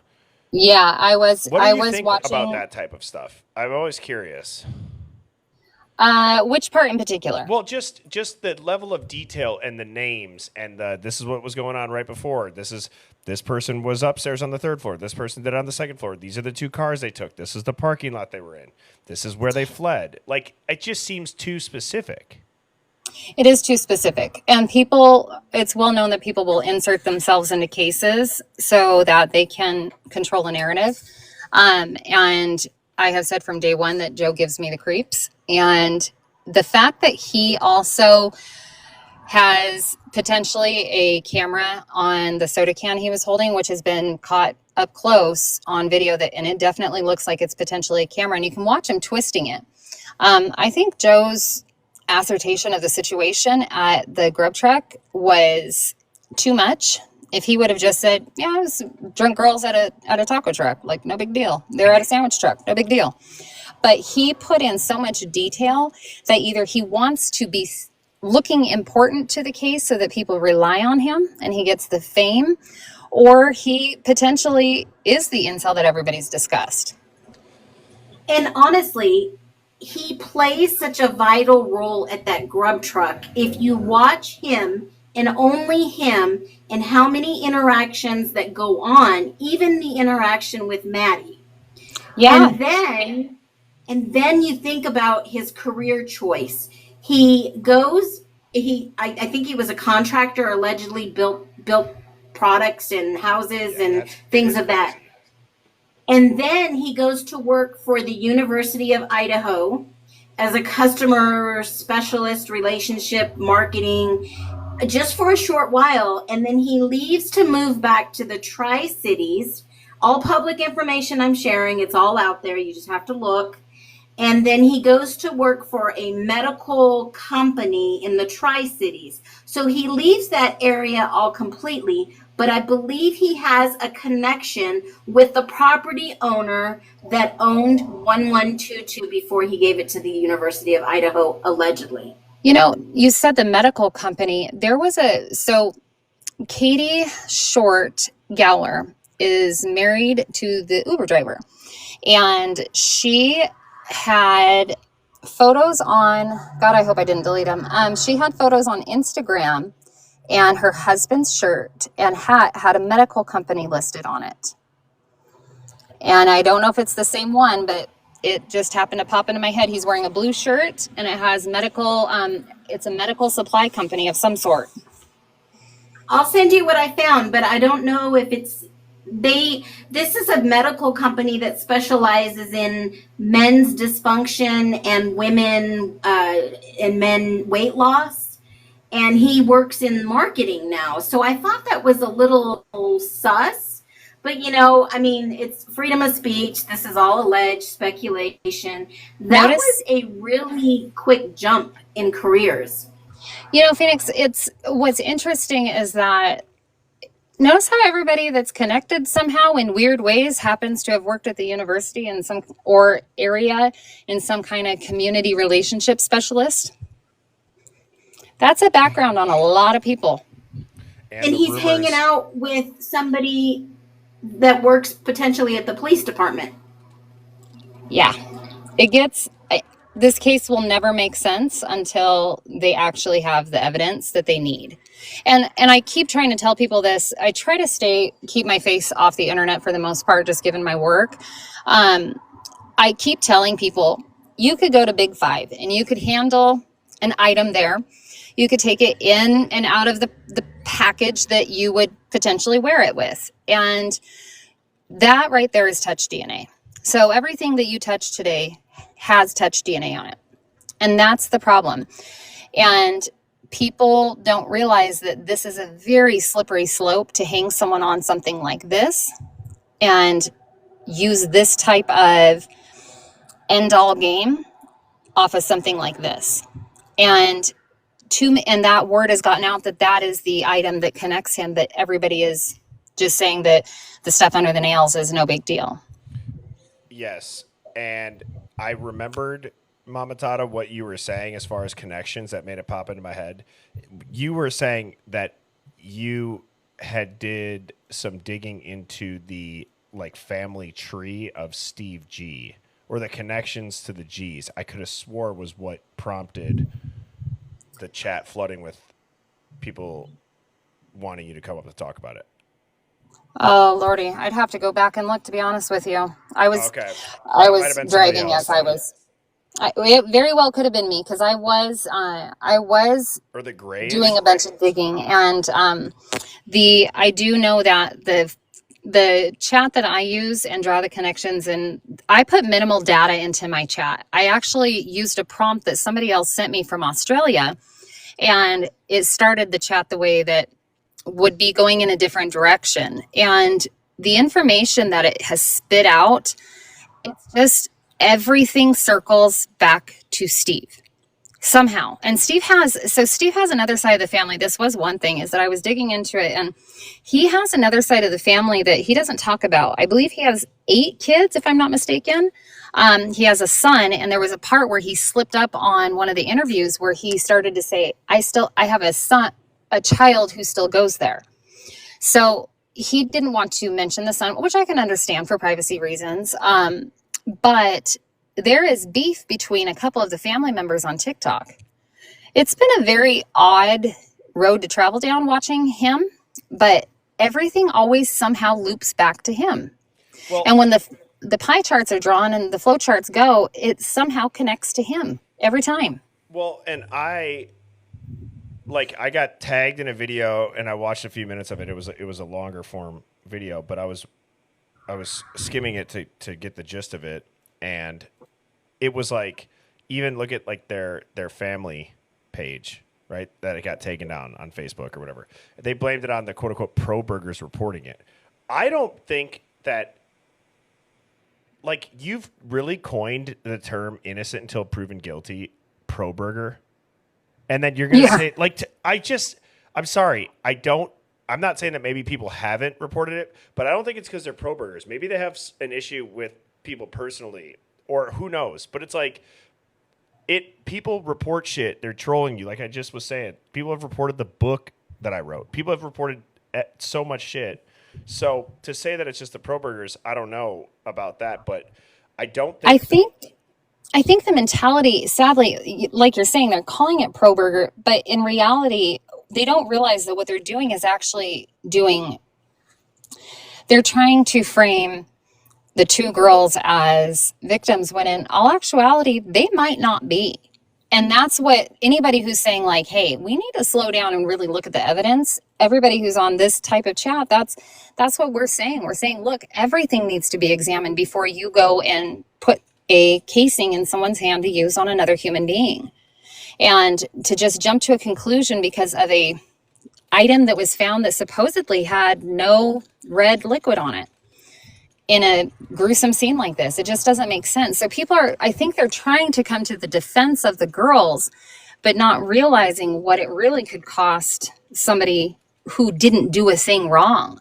And, people are saying, oh, he drove by hundreds of times. Look, I drive by the same houses every time I travel to different cities, to different hospitals. I travel all the time, and I drive the same way. And maybe he even had heard rumblings of something going to happen. Maybe he had a crush on the girls. Maybe it was curiosity. Maybe he's a weirdo. I don't know. But that's the thing, is nobody knows. And I don't think we'll know the alternate perps either until the cases. I think that Phoenix hit the nail on the head. Until they are in court and have those people in custody, we won't know. Can I ask you, Mama Tata, being a local? Oh, we lost Phoenix. I was gonna say, being a local, Mama Tata, would you be also surprised if it, let's say it wasn't Koberger, or let's say like whatever you got to do to be able to wrap your head around it in the chat. Ask yourselves this too. If it ended up being a handful of college kids that did this, I'd almost be more concerned that it took that long. Do you know what I mean? Yeah. Because it means they pulled off the near perfect crime. They pulled off a near perfect crime, or they're connected to powerful people, and it's not all these deep connections. It's literally, I mean, not saying that there couldn't potentially be deep connections amongst those kids and their family members, whatever. There totally could be. But I'm saying, like, let's say it was to come out and it was just like 3 or 4 students. I mean, I think that is extremely concerning then that it's not been brought out. Yeah. I think that it would show a massive cover up on a scale that honestly, I don't know if the public could handle. When you're from here, you understand how much money the universities and colleges bring in. You see it as soon as summer hits, the population drops over half. So you not only have WSU and U of I, you also have LCSC. So we're talking major scholarships, massive training programs. It just, the money that flows in, but then as soon as they leave, it flows out. So the scary thing is to think that, could this happen again next year? Well, I pray to God that it doesn't ever happen. We unfortunately know that that's not the world that we live in. I also just, I've actually questioned too, like, are the people who did this dead? And that's why there's no talking about who else. It could be. It could be if Steve really does know something that we don't know. And let's say that it is this guy. Let's say that it is Koberger. Maybe he's trying to throw the case so that he can take matters into his own hands the way he wants to. It's hard to, it really is too, when you understand the criminal mind and major in behavioral psychology and understand these patterns of thought, this will happen again if the person isn't caught. It's going to happen again. And a lot of people don't realize, and I've told you before, that we had a series of unalivings in Asotin, which is just 40 minutes from Moscow, and then Lewiston, which is 20 minutes from Moscow, and then there was a girl abducted and off the highway between Moscow and Genesee. And this happened over the course of like 40 years. So the fear the locals have is he back? Because the first one was a child.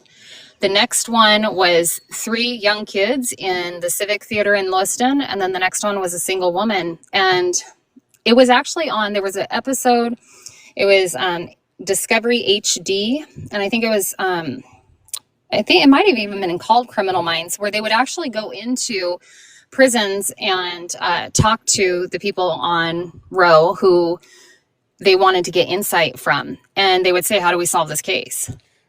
Is a serial killer? Oh shit! I just said it. Sorry. Is a serial unaliver? Is it? Well, we're already banned for being, I guess, pushed. So who cares at this point, right? So, if it was a serial unaliver, this is a stupid question. I don't know if I've actually ever asked. Is a serial unaliver national security? Is a serial unaliver reasons for the gag orders? Is the serial unaliver the reason why they are, painting a different narrative to keep the public calm? There's so many angles to it, and I know people get, maybe not necessarily in here, but people get frustrated where they're like, "You guys look at every different angle," and I'm like, "You got to." I don't get how. The other thing too is like all the activity that's going on for the audio and the band field and the food truck. It's not any disrespect to people that don't think that it's important, but I just am like, it might as well be part of the crime scene almost, in my opinion. It tells a has to. story. Yeah, that's exactly what criminologists do, is they have to paint the story. And so that's where the prosecution is going to struggle, is because they don't have enough of a story to paint, except for this stalker who went on some ravage spree one night and got away with a near perfect. I tend to believe, just based off of spatter patterns, that somebody may have even been sitting in the chair. I don't necessarily think, if that really happened and Dateline, what they said was true, part of me wonders if Dateline was given information to leak intentionally. To throw the case so that they fall back on it. Or to get other people to be coming back into the country because they think they got their guy. Oh, I see. Yeah. I mean, but again, it ultimately leads to, it's a bigger operation. It's things like that. Yeah. I'd like to think that. I would like to think that. Bertie, the one thing people don't realize, in 2012, Obama signed the Smith-Mundt Act, and it was implemented in 2013. And it allows the media as a whole to lie to the general public if it is for the greater good of the nation or security. Now, I don't know if it specifically says nation and not local as well, but I do know national security for sure. But it gives the media the ability to lie and not have recourse. Yeah. It's funny that it's... And we see it all the time. It's right in front of our faces. And we don't question, what is the real story? Why are they telling us this narrative that does not make sense? It doesn't make sense to me personally. I can't speak for both of you. But in my humble opinion, nothing makes sense about this entire case. And if there was a serial unaliver, then this person has probably already been told who it is. We know who it is. I think we do. And I believe the information that Bertie shared earlier today was one of those three that left the country knows who did this. Yep. Yeah. And I just don't think that if we don't accept the fact that we're being lied to about this case as a whole, maybe bits and pieces are true, but if we don't accept it, then who's to say that we won't be the next person sitting behind that table at trial? Or the laws change to where we cannot backtrack. Right. And we're already too far in. We're too far in. Like, it's dramatic to say that the only way it would change if heads will roll. But again, like, to me, nothing that I see on the news since about 2020 has made sense to me. Even like morning news when I'm at the gym on the treadmill and I'll be looking at the stories and reading the subtitles. There's a part of me that's like, this is how many other tens of thousands, hundreds of thousands of people are watching right now. What is the point of this being news? And then at nighttime, right before bed, have you ever noticed that the morning news is like the feel good, but then before bed, the news at night is like the most messed up shit that happened in your town, and it makes you go to bed like just feeling like everything is terrible and all of this stuff. Like, I feel like they put the good news in the morning, they put the terrible news at night, and there's how many homicides in every city, there's how many, and then it's like you wake up and it's got the weirdest shit that's featured on these mega networks that provide no real value, and it's entertainment, and it's entertainment for the NPCs. And I say that kind of jokingly, kind of serious, but ever since 2020, I've just felt like nothing has felt normal. Time feels different. Like interactions with friends and family, it feels different. It's not to say that it's not like always good, or it's not that it's always bad. It's just time since the lockdowns ended, to me, feels different.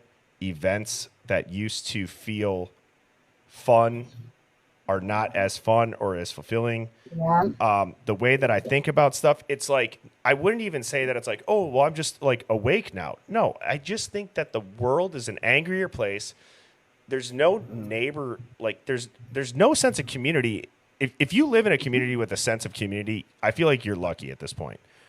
My wife and I, we know like 2 people in this complex. Like that's how it was in Moscow. That's the sad part is, in Asotin, we were there shortly. We lived there for probably a year and then obviously right back up. But in the news when we were there literally was an article because somebody cut down the old oak tree in their front yard because it was uprooting the house.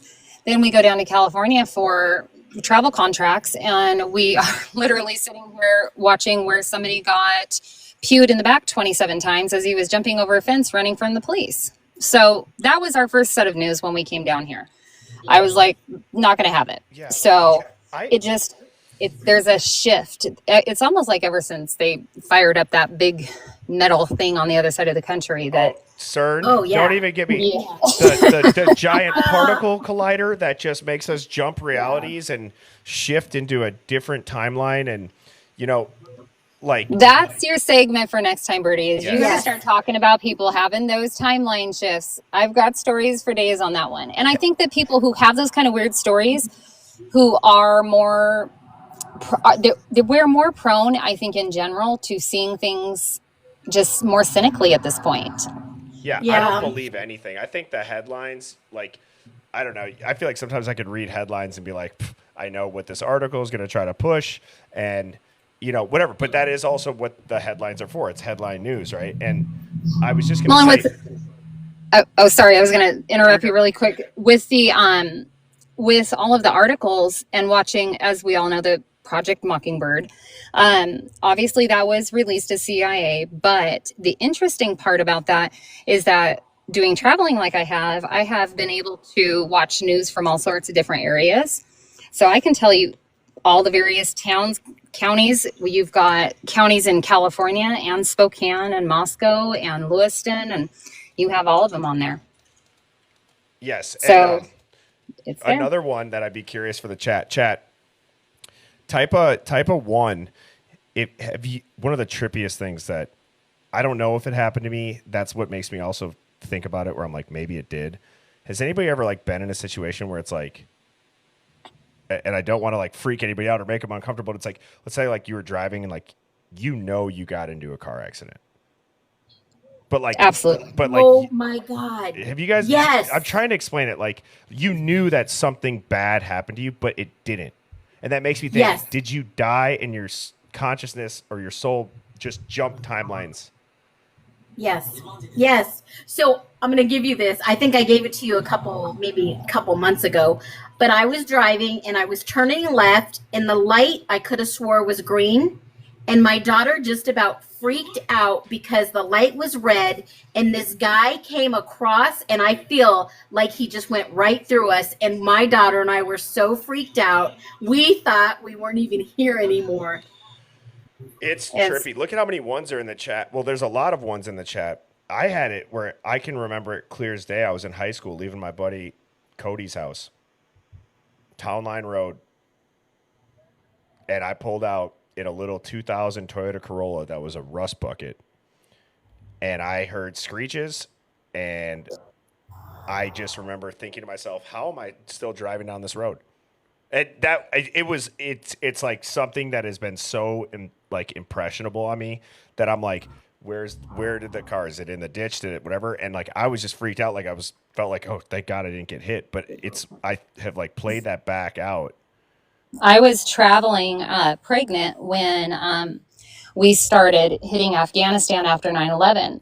And I traveled by train and got into New Orleans, and they were very strict about don't leave the train station. It's not safe. Do not leave. And then all transportation shut down, so I couldn't make it all the way to Pensacola, Florida to see my husband, who was in the military. So I'm sitting there knowing I can't leave, even though they're saying, hey, we'll put you in a cab and take you to a hotel. I'm thinking, no, I am very obviously pregnant. And so I was terrified. And this tall, dark gentleman with silver hair and ice blue eyes sat next to me. He was everything you would think that a very good man should be, but I just had this horrible feeling. And I kept trying to not converse with him, but I'm a small town girl, so of course I did. And then all of a sudden, this little old man came up and sat next to me, and he looked, smelled, acted, and talked just like my grandfather, who had passed away about 20 years prior. And that little guy sat down and he said, "Oh, I've been on the train with you since Chicago." And I'm like, "No possible way I would have seen you." And all he had with him for this 4-day trip was this little tiny carry bag. And that other guy got up and walked away immediately, didn't say another word. And then that little man followed me onto the bus when they put us on one in Alabama. We got off to use the restroom, and he was sitting right behind me the whole time. And he said, "Baby, you can sleep. It's okay. Go to sleep. Just get some rest. You need it for the baby." And we get to Alabama. We go to get back on the bus, and he's right behind me. He's like, I got you. And I go sit down, and I was the second seat back, and he was the third. And I was like, "Wait, we can't leave. Where is he?" And the lady had no idea what I was talking about. I said, "No, the little man, the guy, he was just sitting right behind me. He had the hat, the glasses, little old man." She's like, "Baby, right behind you is a wheel well. There ain't nothing there. There's no seat." That makes me think to how many times have you seen stuff like that in the movies? They make you sound like you're the one that's going crazy or whatever. And part of me thinks, again, it's like they put the stuff in the movies that aren't just for dramatic, relatable things. The reason why they put them in there that are dramatic and relatable is because they're real. And I think that it's because they exist. And so that would be another fun thing too. And I got to pick a night too where we get, like I said, the Hive Mind Roundtable up here. And what I'll do for that is we'll kind of do not like flashcards, because I obviously want to go in depth on stuff, but I'll have just interesting topics. And if there's nothing to say about it, there's nothing to say about it. But it'll just, I think, helps like kind of stimulate the conversation for the group. So I got to pick a date for that next week to do. I think that would be fun. Maybe Wednesday. And that would be great. Yeah, and that would be awesome, Michael. Yeah, I think it'd be a lot of fun. I've got a doctor calling me right now, Birdie, so I got to actually go, or he's going to be mad at me. So it was good talking to you guys. Thank you, guys. You have a good night. Yeah, you too. Hi, Mama. You know, I've got a story that will blow you away, but we'll save it for another night. Okay. Not Save it just for the once. roundtable. I am so scared to go under the knife again in surgery. I have had almost 2 near-death experiences. And every time my doctor says, "Well, we might just have to cut that out," I'm like, no more. Oh, shit. Yeah, I think that truth is truly stranger than fiction. And I think that true reality is probably weirder than reality, if that makes sense. Oh, I agree. And I'll give you my experience in Japan. Okay. Wait, what? I had a crazy experience in Japan when I was in the military. And I'll save that for another night because I don't want anybody to, oh my God, it's an alien story. Well, I want aliens to be real. I really do. I want them to be real so bad. Like I've said, I think extraterrestrial is really just... I'm not going to go on the tangent. Go watch one of the pinned videos that I have on my profile about how if there's an ice wall and there's more land outside the ice wall, extraterrestrial really just means more land. And so are all of these beings or things that we see just from more land or outer space? There's more space outside the ice wall.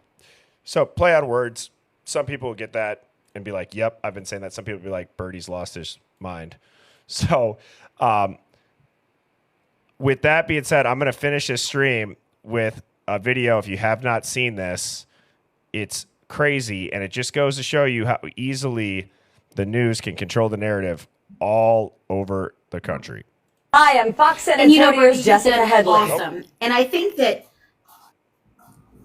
Go ahead. Are you playing? I can't hear it. Okay. I think that you are awesome. And I think because we are open-minded, high energy, we are picked on because we know what we know, if that makes sense. And to be honest,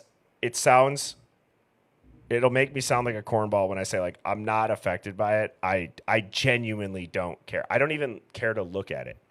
I don't, if somebody's saying it. So if you got to do that to heal from whatever you got to heal from, not just the lady who makes videos of birds shitting in her free time, which is funny. It's funny. But to anybody else, you know, I would just say that, you know, keep doing it. If No, you but feel like I you gotta meant- keep doing it, but I meant because we're really open to knowing, and we do have high energy and positive and inspirational. I believe that's why we're labeled and we're targeted for that purpose. So I get that, but I learned to accept that a long time ago. you know what, Phoenix, I could not agree more. And I think at a certain point, though, too, you got to embrace some of that stuff.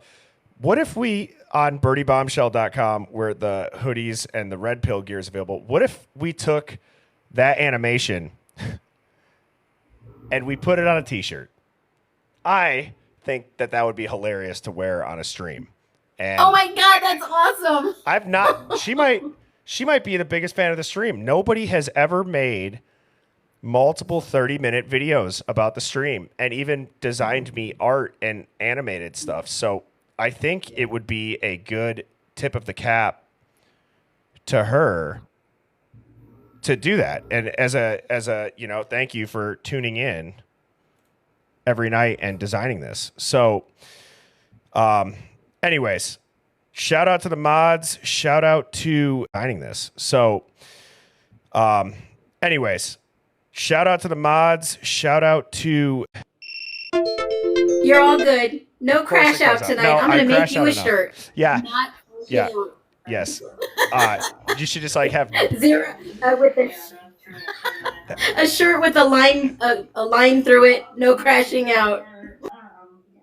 She was delightful, and I could have been. What's playing? What was that noise? Did you guys hear that? Are they eavesdropping? I just heard a full ass conversation. I don't have any speakers on my computer. I had to buy an audio one. I just heard a full ass conversation not coming through my headphones, that was coming through a speaker. It's not on my phone. Oh, so you guys heard that too? Whoa. Okay. Well, as I was saying, shout out to the Hive Mind. You guys rock. As a reminder, Mrs. Birdie's got the website up and running. It is birdieBombshell.com. It says, welcome to the Hive Mind. We got the hoodies for now. I think coffee mugs, other stuff, whatever you guys got for designs or ideas. You know what? I don't put it up there really expecting for it to be this thing that a bunch of people buy. It's there if you want to, you know, purchase it. We have it priced where it's like, we literally don't make anything on it. Because that's not what it's for. It's more just like for the Hive, for the community, for the people that are like-minded, that we had requests for it and we think it's fun, and that's really the motivation behind it. So if you guys have ideas for products that you want listed on there or designs, we can get it put together. It's birdiebombshell00@gmail.com for the Hive Mind finds, for any of that stuff. Phoenix, thank you as always. I will be having Sammy T Mafia up tomorrow, and I look forward to talking to you then. Here is your reminder on why you shouldn't believe everything on the news. And I'm Ryan Wolf. Our greatest responsibility is to serve our Treasure Valley communities, the El Paso, Las Cruces communities, Eastern Iowa communities. Mid-Michigan communities. We are extremely proud of the quality, balanced journalism that CBS 4 News produces. But we are concerned about irresponsible, one-sided news stories Plaguing our country. The sharing of biased and false news has become all too common on social media. More alarming, some media outlets publish the same fake stories without checking facts first. The sharing of biased and False news has become all too common on social media. More alarming, some media outlets publish the same fake stories without checking facts first. Unfortunately, some members of the media use their platforms to push their own personal bias and agenda to control exactly what people think. And this is extremely dangerous to our democracy. This is extremely dangerous to our democracy. This is extremely dangerous to our democracy. This is extremely dangerous to our democracy. This is extremely dangerous to our democracy. This is extremely dangerous to our democracy. I think the news is extremely dangerous to our lives. Chat, I hope that everybody has an awesome night. Thank you for tuning in. Cheers.